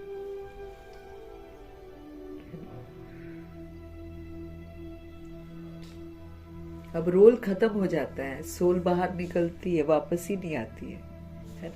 ऐसे भी तो हो रहा है। तो ये वैसे ही अकाले मृत्यु की दुनिया है, लेकिन सतयुग अकाले मृत्यु की दुनिया नहीं है, त्रेता युग भी अकाले मृत्यु की दुनिया नहीं है। 150 इयर्स वहां पर और 125 इयर्स त्रेता युग में। पूरा जी कर ही सोल जाती है, इसलिए नो रोना धोना वहां पर। यहाँ काली मृत्यु इसलिए होती है क्योंकि हम पाप करते हैं, लेकिन यहाँ ये है कईयों को तो उसी जन्म में सजा मिल जाती है। कई लोग फिर कर्मा को कैरी फॉरवर्ड करते हैं, तो अगला जन्म लेकर करते हैं, फिर रंग रूप बदल जाता है, फिर सोचते हैं कि उसने उसको मार दिया। कहानी तो हम जानते ही नहीं है, इसलिए बाबा हमको बोलते हैं नो क्वेश्चंस नो करेक्शंस, कि तुम मत करो, अपना हिसाब किताब मत बनाओ, क्योंकि तुम्हें तो पता ही नहीं है कि क्यों कर रहे हैं लोग ऐसे। तुम बच्चे जानते हो हम अभी काल पर जीत पाते हैं, अब हमको मृत्यु से डर नहीं है। अच्छे कर्म करो, बाबा की याद में रहो, क्वालिफाई करो, एवर रेडी बनो, बहुत काल का पुरुषार्थ सक्सेसफुल करके फिर शरीर अचानक छोड़ दो। तो इस विधि से हम काल पर जीत पा रहे हैं। बाप को महाकाल भी कहते हैं, हमारे शिव बाबा का नाम महाकाल भी है। कालों का काल तुमको काल पर जीत पहनाते हैं, वो कालों का काल है। और क्या करते हैं? हमको काल पर जीत पहनाते हैं।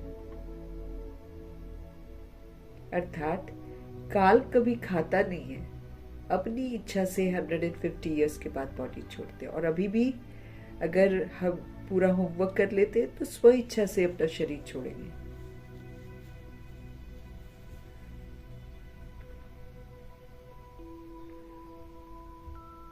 गुलजार दादी ने अपने शरीर से सारा कुछ सेटल किया है, एक एक चीज सेटल करके शरीर छोड़ा है।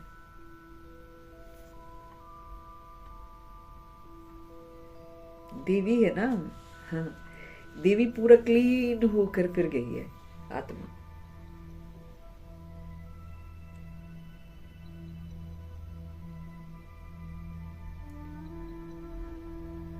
काल आत्मा को तो नहीं खा सकता। आत्मा तो क्या करती है? एक शरीर छोड़कर दूसरा लेती है, वो शरीर मर जाता है, लेकिन सोल तो अगली जर्नी पर।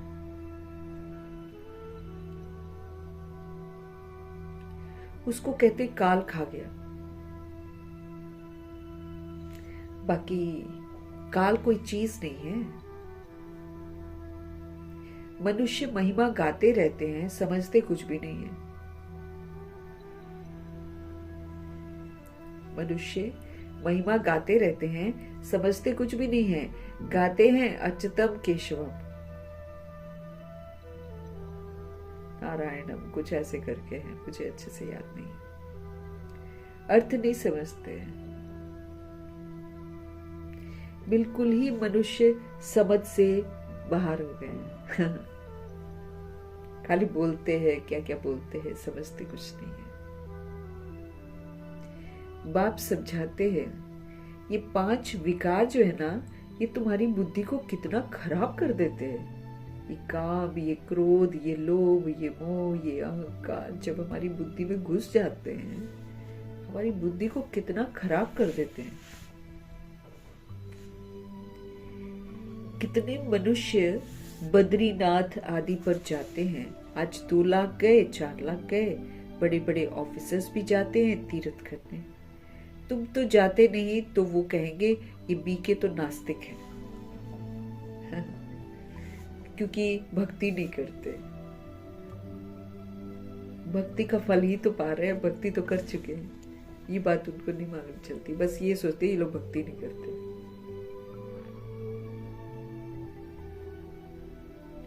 और क्या कहते थे, ये नास्तिक हैं, भगवान को नहीं जान। बाबा कहते हैं तुम फिर कहते हो कि जो भगवान को नहीं जानते हैं उनको नास्तिक बोलते हैं। कोई भगवान को जानता ही नहीं है। कोई किसको भगवान बोल रहा है, कोई किसको भगवान बोल रहा है। कोई धर्म स्थापक को कोई भगवान बोल रहा है, कोई पाठ करने वाले को या शास्त्र सुनाने वालों को भगवान बोल देता है, कोई वाल्मीकि जी को भी भगवान बोल देता है, व्यास को भी भगवान बोल देते हैं, जबकि इनके चरित्र पहले अच्छे नहीं होते हैं।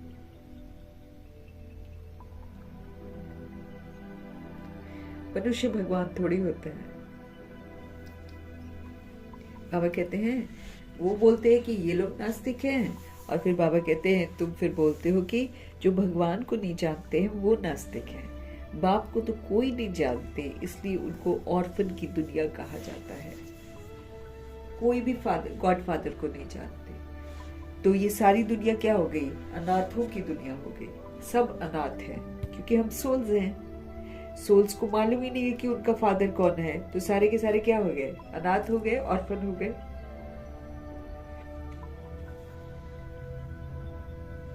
इसलिए बाबा कहते हैं इनको ऑर्फन की दुनिया कहा जाता है। कितना आपस में लड़ते झगड़ते रहते हैं। अब देखो कैसे लड़ रहे हैं सारे के सारे। देह अभिमान एकदम चरम सीमा पर चला गया है। लूट रहे हैं, मार रहे हैं, खा रहे हैं, पता नहीं क्या क्या कर रहे हैं, लड़ते झगड़ते हैं आपस में। ये सारी दुनिया बाबा का घर है ना। बाप सारी दुनिया के बच्चों को पतित से पावन बनाने आते हैं। सारे के सारे बाबा के बच्चे इस दुनिया में, सारे के सारे जो यहाँ जी रहे हैं वो सारे के सारे भगवान के बच्चे हैं। लेकिन सब लड़ रहे हैं, झगड़ रहे हैं, सब पतित बन गए हैं। तो शिव पिता परमात्मा आते हैं और पतित से पावन सबको बनाते हैं। आधा कल बरोबर पावन दुनिया थी। गाते भी हैं, राम राजा, राम प्रजा, राम साहूकार है। जब निराकार राम की दुनिया होती है तो सारे के सारे बाबा के अनुसार ही पढ़े लिखे आत्माएं होती हैं। इसलिए कहते हैं राम राजा है तो प्रजा भी वैसी है, तो साहूकार भी वैसे ही।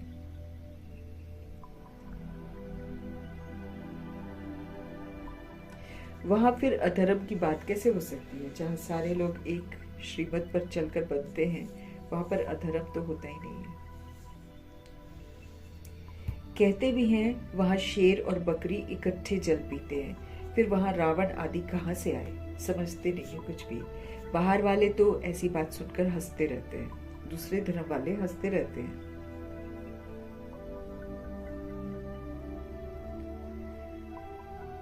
तुम बच्चे जानते हो, अभी ज्ञान का सागर बाप आकर हमें ज्ञान देते हैं। ये पतित दुनिया है ना, अब प्रेरणा से तो पतितों को पावन बनाएगी क्या? इंस्पायर करेंगे ऊपर से बन जा, तो बन जाएगी क्या? हम प्रेरणा कैच ही नहीं कर सकते हैं। बुलाते हैं, हे पतित पावन आओ, आकर हमको पावन बनाओ। भाई आप नीचे आओ और हमको पावन बनाओ। तो जरूर भारत में ही आया था ना। अब भी कहते हैं मैं ज्ञान का सागर आया हूँ। तुम बच्चे जानते हो शिव बाबा में ही सारा ज्ञान है। वही बाप बैठ बच्चों को ये सब बातें समझाते हैं। शास्त्रों में सब दंत कथाएं, सारी की सारी दंत कथाएं, मतलब एक दूसरे से सुनी हुई कथाएं। उसने उसको सुनाई, उसने उसको सुनाई, उसने उसको सुनाई, ऐसे दंत कथा। नाम रख दिया है व्यास भगवान ने शास्त्र बनाया है। अब वो व्यास था भक्ति मार्ग का, वो भगवान कहां से हो गया? ये है व्यास देव, उनके बच्चे तुम देख, तुम ये है व्यास देव, उनके बच्चे तुम सुखदेव हो। भगवान के लिए टाइटल दे सकते हैं। अब तुम सुख के देवता बनते हो, सुख का वर्षा तुम ले रहे हो। व्यास से, शिवाचार्य से, शिव को नाम दे दो व्यास, वो तो मनुष्य वाला है। व्यास के बच्चे तुम हो, परंतु मनुष्य मूझ ना जाए, इसलिए कहा जाता है शिव के बच्चे, है ना। अगर व्यास के बच्चे कहेंगे तो लोग व्यास उसी को समझेंगे।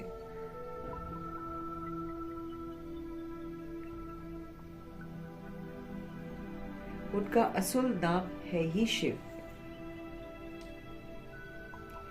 तो जब बाप कहते हो किसी देहधारी को, अब बाप कहते हैं कि किसी देहधारी को मत देखो, मत देखो किसी देहधारी को, मत देखो, जबकि शिव बाबा सबुक बैठा है। अब बाबा को देखो। आत्मा को जाना जाता है, जानना मतलब उसको देखना।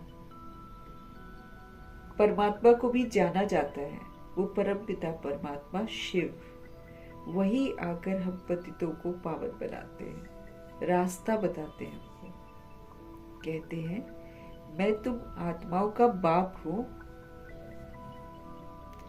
आत्मा को रियलाइज किया जाता है, आत्मा जो होती है ना उसको रियलाइज किया जाता है।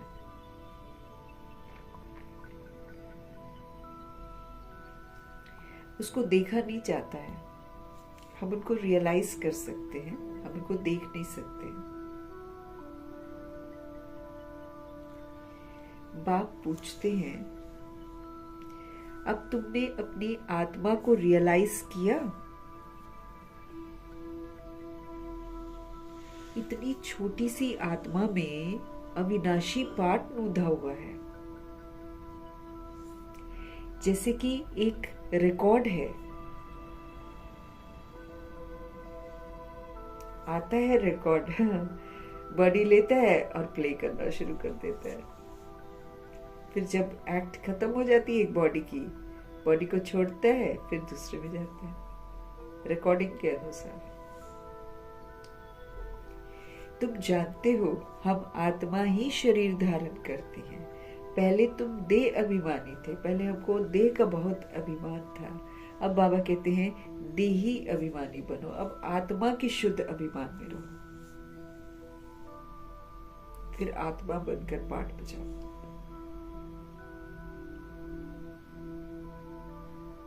तुम जानते हो हम आत्मा 84 जन्म लेती हैं, उनका अंत नहीं होता।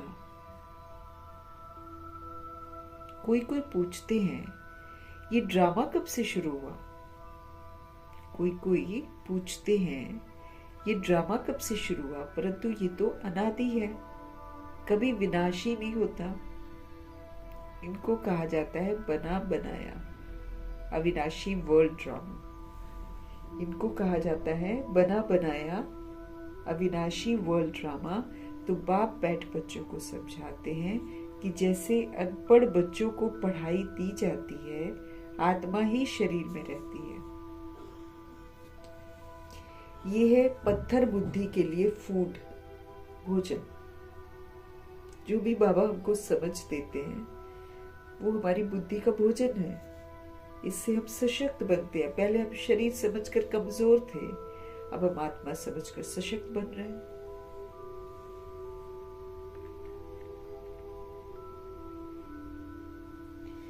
तो बाप बैठ ये बना बनाया अविनाशी वर्ल्ड ड्रामा है, क्योंकि अविनाशी आत्मा ने बना रखा है।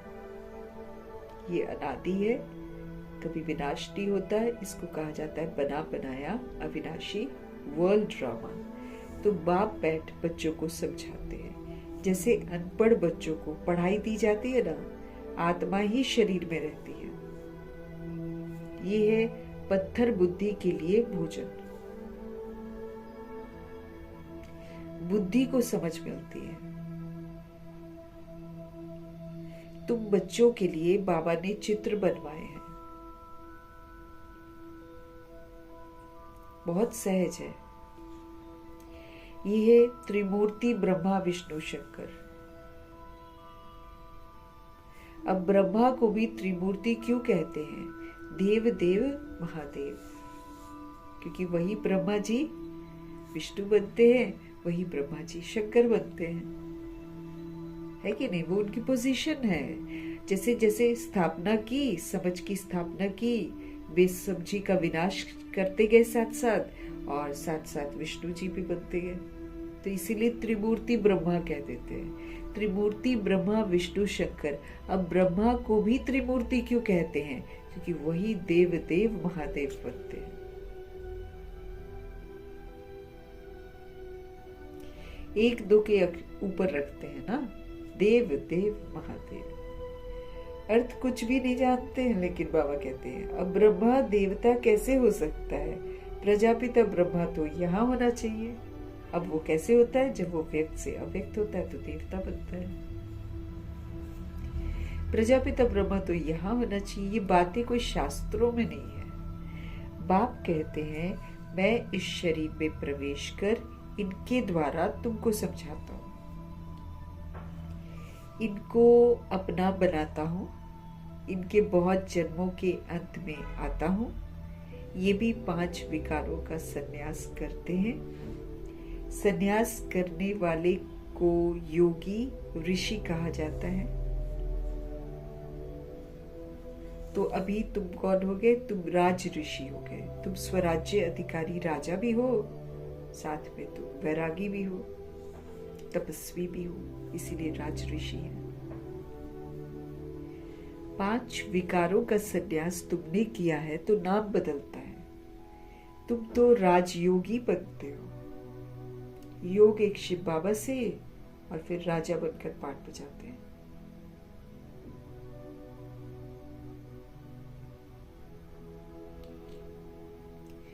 तुम तो राजयोगी बनते हो, तुम प्रतिज्ञा करते हो। वो सन्यासी लोग तो घर बार छोड़ जाते हैं, चले जाते हैं बाहर। यहाँ तो स्त्री पुरुष इकट्ठे रहते हैं, प्रॉमिस करते हैं कि हम विकार में कभी नहीं जाएंगे। तो मूल बात ये विकार की ही होती है। तुम बच्चे जानते हो शिव बाबा रचता है, वो नई रचना रचते हैं, हमको शूद्र से ब्राह्मण बनाते हैं।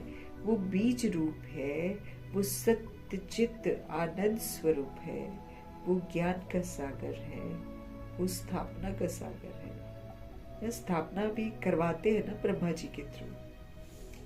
तो स्थापना विनाश पालना कैसे करते हैं ये तो बाप ही जानते हैं। ब्रह्मा जी के थ्रू समझ देते हैं, समझ से फिर वो स्थापना करते हैं अपने लिए सतयुग की, और फिर साथ साथ बेसब्जी का विनाश करते हैं। तो शंकर की अवस्था बननी शुरू होती है, और बीच पे विष्णु जी को खड़ा रखते हैं। तो फिर उनके अलंकारों को यूज करके विष्णु वाली अवस्था बनाते हैं।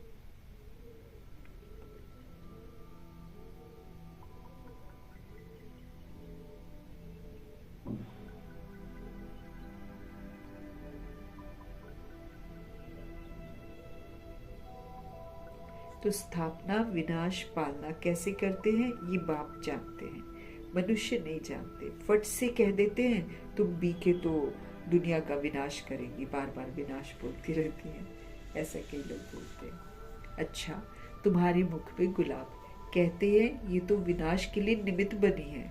न शास्त्रों को न भक्ति को मानती है तो न गुरुओं को मानती है, सिर्फ अपने दादा को मानती है। लेकिन बाप तो खुद कहते हैं ये पतित शरीर है, मैंने इनमें प्रवेश किया है। पतित दुनिया में तो कोई पावन होता ही नहीं है। मनुष्य तो जो सुनी सुनाई बातें हैं सुनते हैं और वही बोल देते हैं। ऐसी सुनी सुनाई बातों से तो भारत दुर्गति को पाया हुआ है। सब दंत कथाएं सुन सुन के सब दुर्गति को पा रखे हैं। तब बाप आकर सच सुनाकर सबकी सदगति करते हैं। सच्चाई से सदगति होती है, झूठ से हमारी दुर्गति होती है। लेकिन समझ का नेत्र बंद है ना, इसीलिए आत्माएं जो दुर्गति है उसी को सदगति समझती है। तो शिव बाबा आकर हमको सच सुनाते हैं, उस सच्चाई को धारण करते हैं तो फिर हमारी सदगति होती है। अच्छा, मीठे मीठे सिकिलदे बच्चों प्रति माता पिता बाप दादा का याद प्यार और गुड मॉर्निंग। रूहानी बाप की रूहानी बच्चों को नमस्ते। हम रूहानी बच्चों की भी रूहानी बाप को दिल से, जान से, सिख से, प्रेम से, अदब से, पूरे रिस्पेक्ट से, पूरे रिगार्ड से प्यार भरी नमस्ते और तहे दिल से मीठे बाबा जी का धन्यवाद। धारणा के लिए मुख्य सार है, बाप से सुख का वर्षा लेकर हमको सुख का देवता बनना है। बाप से सुख का वर्षा लेकर हमको सुख का देवता बनना है। कैसे मिलता है सुख का वर्षा? जब हम बाबा के कहे अनुसार चलते हैं, सुखी रहते हैं, सुख का सहयोग सबको देते हैं, तब हमको सुख का वर्षा मिलता है। सुख का देवता बनना है हमको, सभी को सुख देना है। सुखी रहेंगे तभी तो सुख दे सकेंगे। तो सुखी कैसे रहेंगे? बाबा की सच्चाई को जानकर, समझकर, धारण करके सुखी रह सकते हैं। फिर सुखी रहकर दूसरी सोल्स को सुख देना है। राज ऋषि बनने के लिए सारे विकारों का संन्यास हमको करना है। राज ऋषि बनना है ना, तो राज ऋषि बनने के लिए सारे विकारों का हमको संन्यास करना है। एक भी विकार का अंश हमारे अंदर नहीं होना चाहिए। पढ़ाई यही हमारी सच्ची खुराक है। सदगति के लिए सुनी सुनाई बातों को छोड़ देना है और श्रीमत पर हमको चलना है। एक बाप से ही हमको सुनना है, मोह जीत हमको बनना है। तो पढ़ाई सच्ची खुराक है। सदगति के लिए सुनी सुनाई बातों को छोड़ हमको श्रीमत पर चलना है। एक बाप से ही हमको सुनना है, मोह जीत बनना है ना, हमको मोह जीत बनना है। तो पढ़ाई ही सच्ची खुराक है। सदगति के लिए सुनी सुनाई बातों को छोड़कर श्रीमत पर हमको चलना है। एक बाप से ही सुनना है और मोह जीत बनना है। सतगुरु जी का वरदान,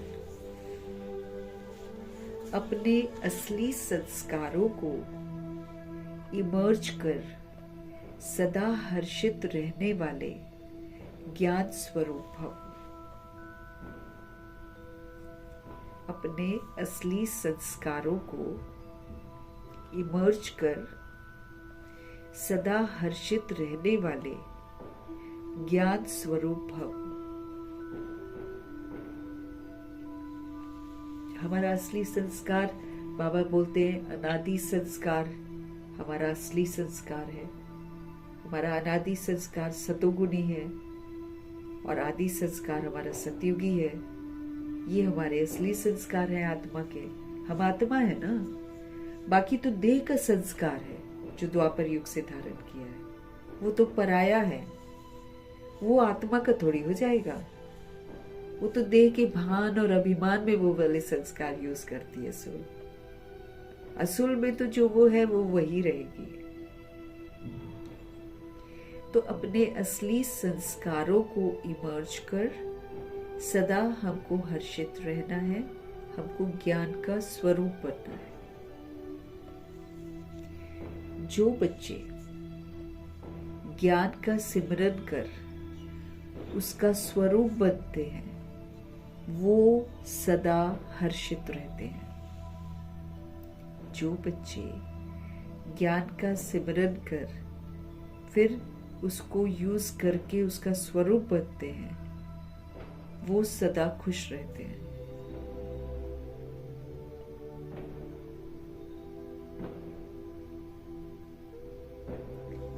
सदा हर्षित रहना ये ब्राह्मण जीवन का असली संस्कार है ना। अब देखो, अनादि सुख, शांति, प्रेम, आनंद, शक्ति, समझ, है ना। बाकी सतयुगी विशेषता ले लो सारी की सारी, उसमें हर्षित मुक्ता है संस्कार। अब वो जो संस्कार बाबा ने हमको लिखवाए हुए, करवाए हुए हैं, उनको हमको पक्का करना है।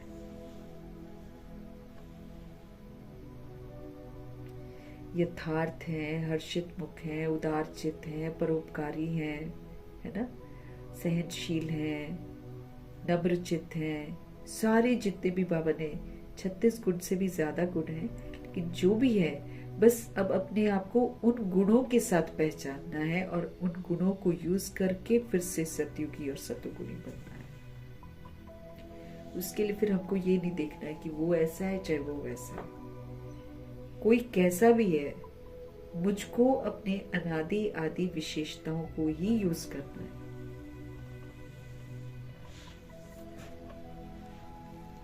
तो जो बच्चे ज्ञान का सिमरन करके उसका स्वरूप बनते हैं वो सदा खुश रहते हैं। सदा हर्षित रहना ये ब्राह्मण जीवन का असली संस्कार है। दिव्य गुण अपनी चीज है, अवगुण तो माया की चीज है, बाबा कहते हैं। दिव्य गुण जो है वो हमारी चीज है, अवगुण माया की चीज है जो संग दोष से आ गई है। कौन सा संग मैंने ले लिया? देह के भान और अभिमान का संग ले लिया, उससे मेरे अंदर में अवगुण आ गए। मैंने देह अभिमान का संग किया तो मेरे को दोष लग गया। तो अवगुण तो माया की चीज है जो संग दोष से हमारे अंदर आ गई है। अब उस संग दोष को पीठ दे दो, मतलब अब देह अभिमान को यूज मत करो, देह अभिमान की कमी कमजोरियों को यूज मत करो और अपने ऑलमाइटी अथॉरिटी की पोजीशन पर रहो। अपने ऑलमाइटी अथॉरिटी की पोजीशन पर रहो तो आप सदा हर्षित रहेंगे। कोई भी आसुरी व व्यर्थ संस्कार सामने आने की हिम्मत भी नहीं रख सकेंगे। तो बाबा कहते हैं ज्ञान का सिमरन करो और ज्ञान जो कहता है वो बनते जाओ। जो ऐसा करता है वो हमेशा खुश रहता है। सदा हर्षित रहना ये तो ब्राह्मण जीवन का असली संस्कार है। दिव्य गुण जितने भी हैं वो हमारी अपनी चीज है, लेकिन ये जो अवगुण है ये तो माया की चीज है जो हमारे अंदर में तब आई है जब हम संग के दोष में आए हैं, जब हमने गलत संग किया। तो गलत संग कौन सा है? देह अभिमान, देह भान और कमी कमजोरियां।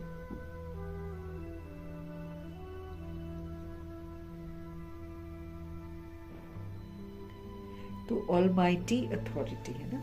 अवगुण माया की चीज है जो संग दोष से हमारे अंदर आ गई है। अब बाबा कहते उसको कर दो पीठ और अपने ऑलमाइटी अथॉरिटी की जो पोजीशन है ना उस पर रहो, तो आप क्या हो जाओगे? Always happy. कोई भी आसुरी व व्यर्थ संस्कार सामने आने की हिम्मत भी नहीं रख सकेंगे अगर हम अपने ऑलमाइटी अथॉरिटी की पोजीशन पर रहेंगे, अर्थात मास्टर सर्वशक्तिवान की पोजीशन पर रहेंगे, तो हम सदा ही हर्षित रहेंगे, क्योंकि मेरे पास सारी पावर्स है विस्तार को सार करने की, समेटने की, समाने की, सहन करने की, सामना करने की, परखने की, निर्णय करने की और सहयोग देने की। मेरे पास सारी पावर्स हैं। तो मास्टर ऑलमाइटी अथॉरिटी की पोजीशन पर रहो, तो जो अपनी पोजीशन के अनुसार शक्तियां हम यूज करते हैं, वहां मेरी हैप्पीनेस ही तो रहेगी, सदा खुश रहेंगे। फिर हम अगर हम इस पोजीशन में रहकर संभाल लेंगे, समेट लेंगे, सहन कर लेंगे, तो हम खुश रहेंगे हमेशा। कोई भी आसुरी या व्यर्थ संस्कार सामने आने की हिम्मत भी नहीं कर सकेगा अगर मेरे पास सारी पावर्स मौजूद हैं। कोई भी आसुरी संस्कार या कोई भी व्यर्थ संस्कार सामने आने की हिम्मत भी नहीं कर सकता।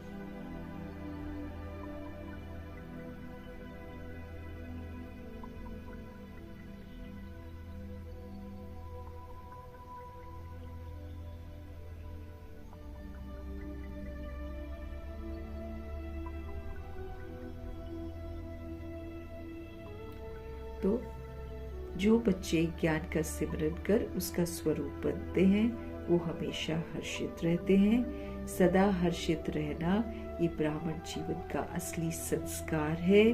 दिव्य गुण अपनी चीज है, अवगुण तो माया की चीज है जो संग दोष में हमने धारण करी है। अब बाबा कहते हैं अब क्या करो, उसको कर दो पीठ, मतलब उसको कभी यूज मत करो और खुद ऑलमाइटी अथॉरिटी यानी कि मास्टर सर्वशक्तिवान की पोजीशन पर रहो, तो आप सदा हर्षित होंगे, क्योंकि इस पोजीशन पर रहकर आप वही करेंगे जो बाबा कहते हैं। आप अनादि आदि विशेषताओं को यूज करेंगे। कोई भी फिर आसुरी, कोई भी फिर व्यर्थ संस्कार सामने आने की हिम्मत भी नहीं रखेगा। क्यों? क्योंकि मेरे पास सारी पावर्स मौजूद है। मैं मास्टर सर्वशक्तिवान हूँ। मास्टर सर्वशक्तिवान कौन कहलाएगा? जिसके पास सारी पावर्स है और जो समय पर उन पावर्स को यूज करता है, वो मास्टर सर्वशक्तिवान है। स्लोगन, संपूर्णता का लक्ष्य आप सामने रखो। बाबा कहते हैं संपूर्णता का लक्ष्य सामने रखो तो संकल्प में भी कोई आकर्षण आपको आकर्षित नहीं कर सकता है। संपूर्णता का लक्ष्य सामने आप रखो तो थॉट में भी कोई आकर्षण आपको आकर्षित नहीं कर सकता है। हमको कौन सा लक्ष्य सामने रखना है? संपूर्णता। संपूर्णता का लक्ष्य सामने रखो तो संकल्प में भी कोई चीज मुझे आकर्षित नहीं कर सकती है। अभी संगम युग का संपूर्णता का लक्ष्य फरिश्ता है ना। फरिश्ते को इस दुनिया की कोई चीज अट्रैक्ट करती ही नहीं है। कोई भी चीज संकल्प में भी आकर्षित नहीं कर सकती। बस हमारा संपूर्णता का लक्ष्य होना चाहिए, उसको सामने रखो बस।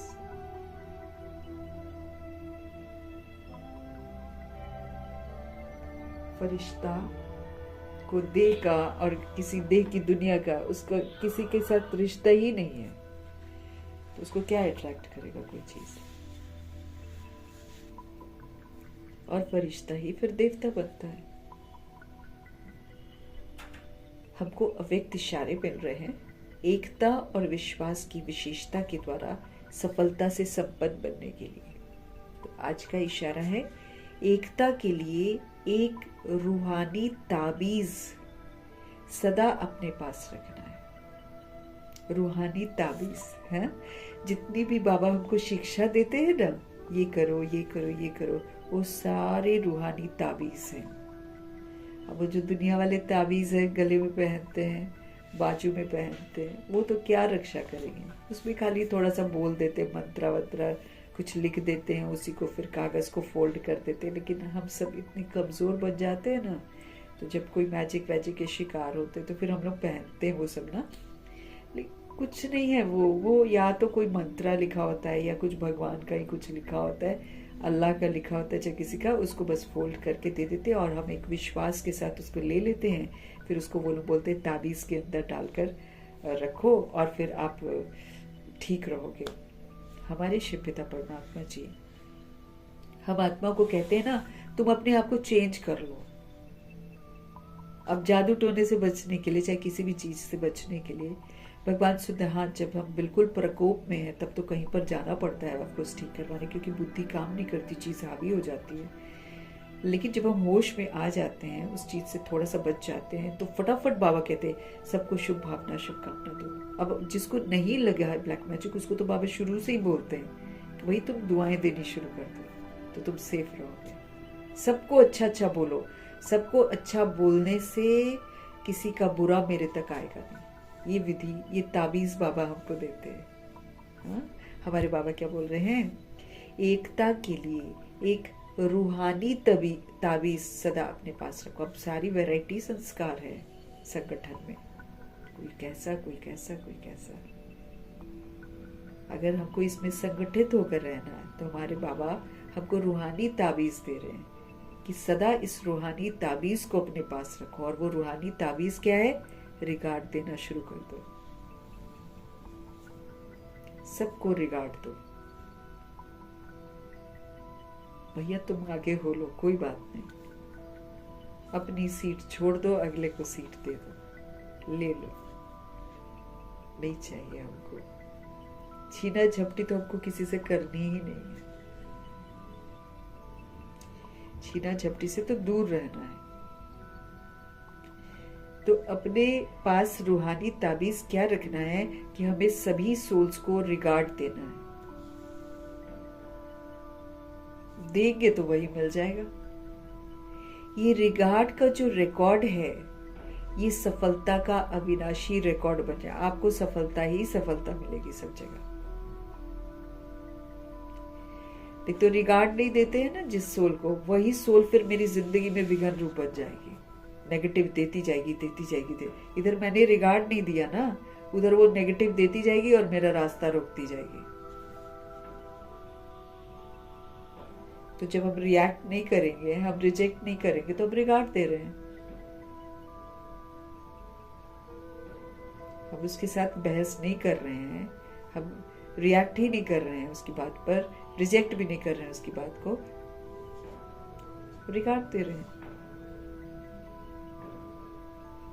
तो बाबा कहते ये रिगार्ड का आप रिकॉर्ड सही करो तो सफलता का अविनाशी रिकॉर्ड हो जाएगा। आप सफलता ही सफलता प्राप्त करेंगे। मुख पर एक ही सफलता का मंत्र हो, पहले आप ले लो भाई, सीट ले लो, आ जाओ। हाँ, पहले आप। यहाँ पर यही तो होता है ना, वो उसका ले लो आप, है ना। तो पहले आप, ये जो महामंत्र है, अब एक और मंत्र आ गया, पहले आपका मंत्र। बहुत सारे मंत्र हैं बाबा के, तो पहले आप, ये महामंत्र है, सिर्फ मंत्र भी नहीं है, ये महामंत्र है। ये मन से पक्का रहे। यथार्थ रूप से पहले मैं को मिटाकर दूसरे को आगे बढ़ा दो। ये जो खुद का मैं है ना, देह का मैं, इसको बाबा कहते मिटा दो। जो देह के मैं को मिटाता है ना, वही दूसरों को आगे कर देता है। ये महामंत्र मन से पक्का रहे। यथार्थ रूप से पहले मैं को मिटाकर दूसरे को आगे बढ़ाना, सो अपना बढ़ना समझते हुए इस महामंत्र को आगे बढ़ाते सफलता को पाते रहो। ये मंत्र और ये रूहानी ताबीज सदा साथ रहे। रिगार्ड देने का रूहानी ताबीज और पहले आपका मंत्र, है ना। तो पहले आपका मंत्र और रिगार्ड देने का रूहानी ताबीज अपने पास सदा रखो, तो प्रत्यक्षता का नगाड़ा बच जाएगा। संगठित रूप में सब एक दूसरे को एकता से मिलकर, क्योंकि अगर हम आपस में लड़ेंगे झगड़ेंगे तो हम भगवान को कैसे प्रत्यक्ष करेंगे, है कि नहीं। तो पूरा 108 आत्माएं जो मेन है वो पूरा संगठित होती हैं, तभी तो भगवान को प्रत्यक्ष करती हैं। तो इसलिए एकता के लिए एक रूहानी ताबीज बाबा ने हमको दिया है, वो ये है कि सबको रिगार्ड देना है। फिर बाबा कहते अगर ये रिगार्ड का रिकॉर्ड आप ठीक रखोगे, हमेशा सबको रिगार्ड दोगे, तो सफलता आपसे दूर नहीं है, अविनाशी सफलता आपको मिलती चली जाएगी। फिर बाबा कहते हैं मुख पर हमेशा सफलता का एक मंत्र रखना, वो ये है कि पहले आप। ये महामंत्र मन से पक्का रहे। यथार्थ रूप से पहले मैं को मिटाकर दूसरे को आगे बढ़ाना है, तो फिर उसी से हम खुद बढ़ जाएंगे। तो अगले का आगे बढ़ाना, अपना बढ़ना समझते हुए इस महामंत्र को बाबा कहते हैं आगे बढ़ाते सफलता को पाते रहो। तो बाबा कहते हैं ये जो मंत्र है, ये जो ताबीज है, इसको सदा साथ रखो तो प्रत्यक्षता का नगाड़ा बच जाएगा, भगवान जी प्रत्यक्ष हो जाएंगे।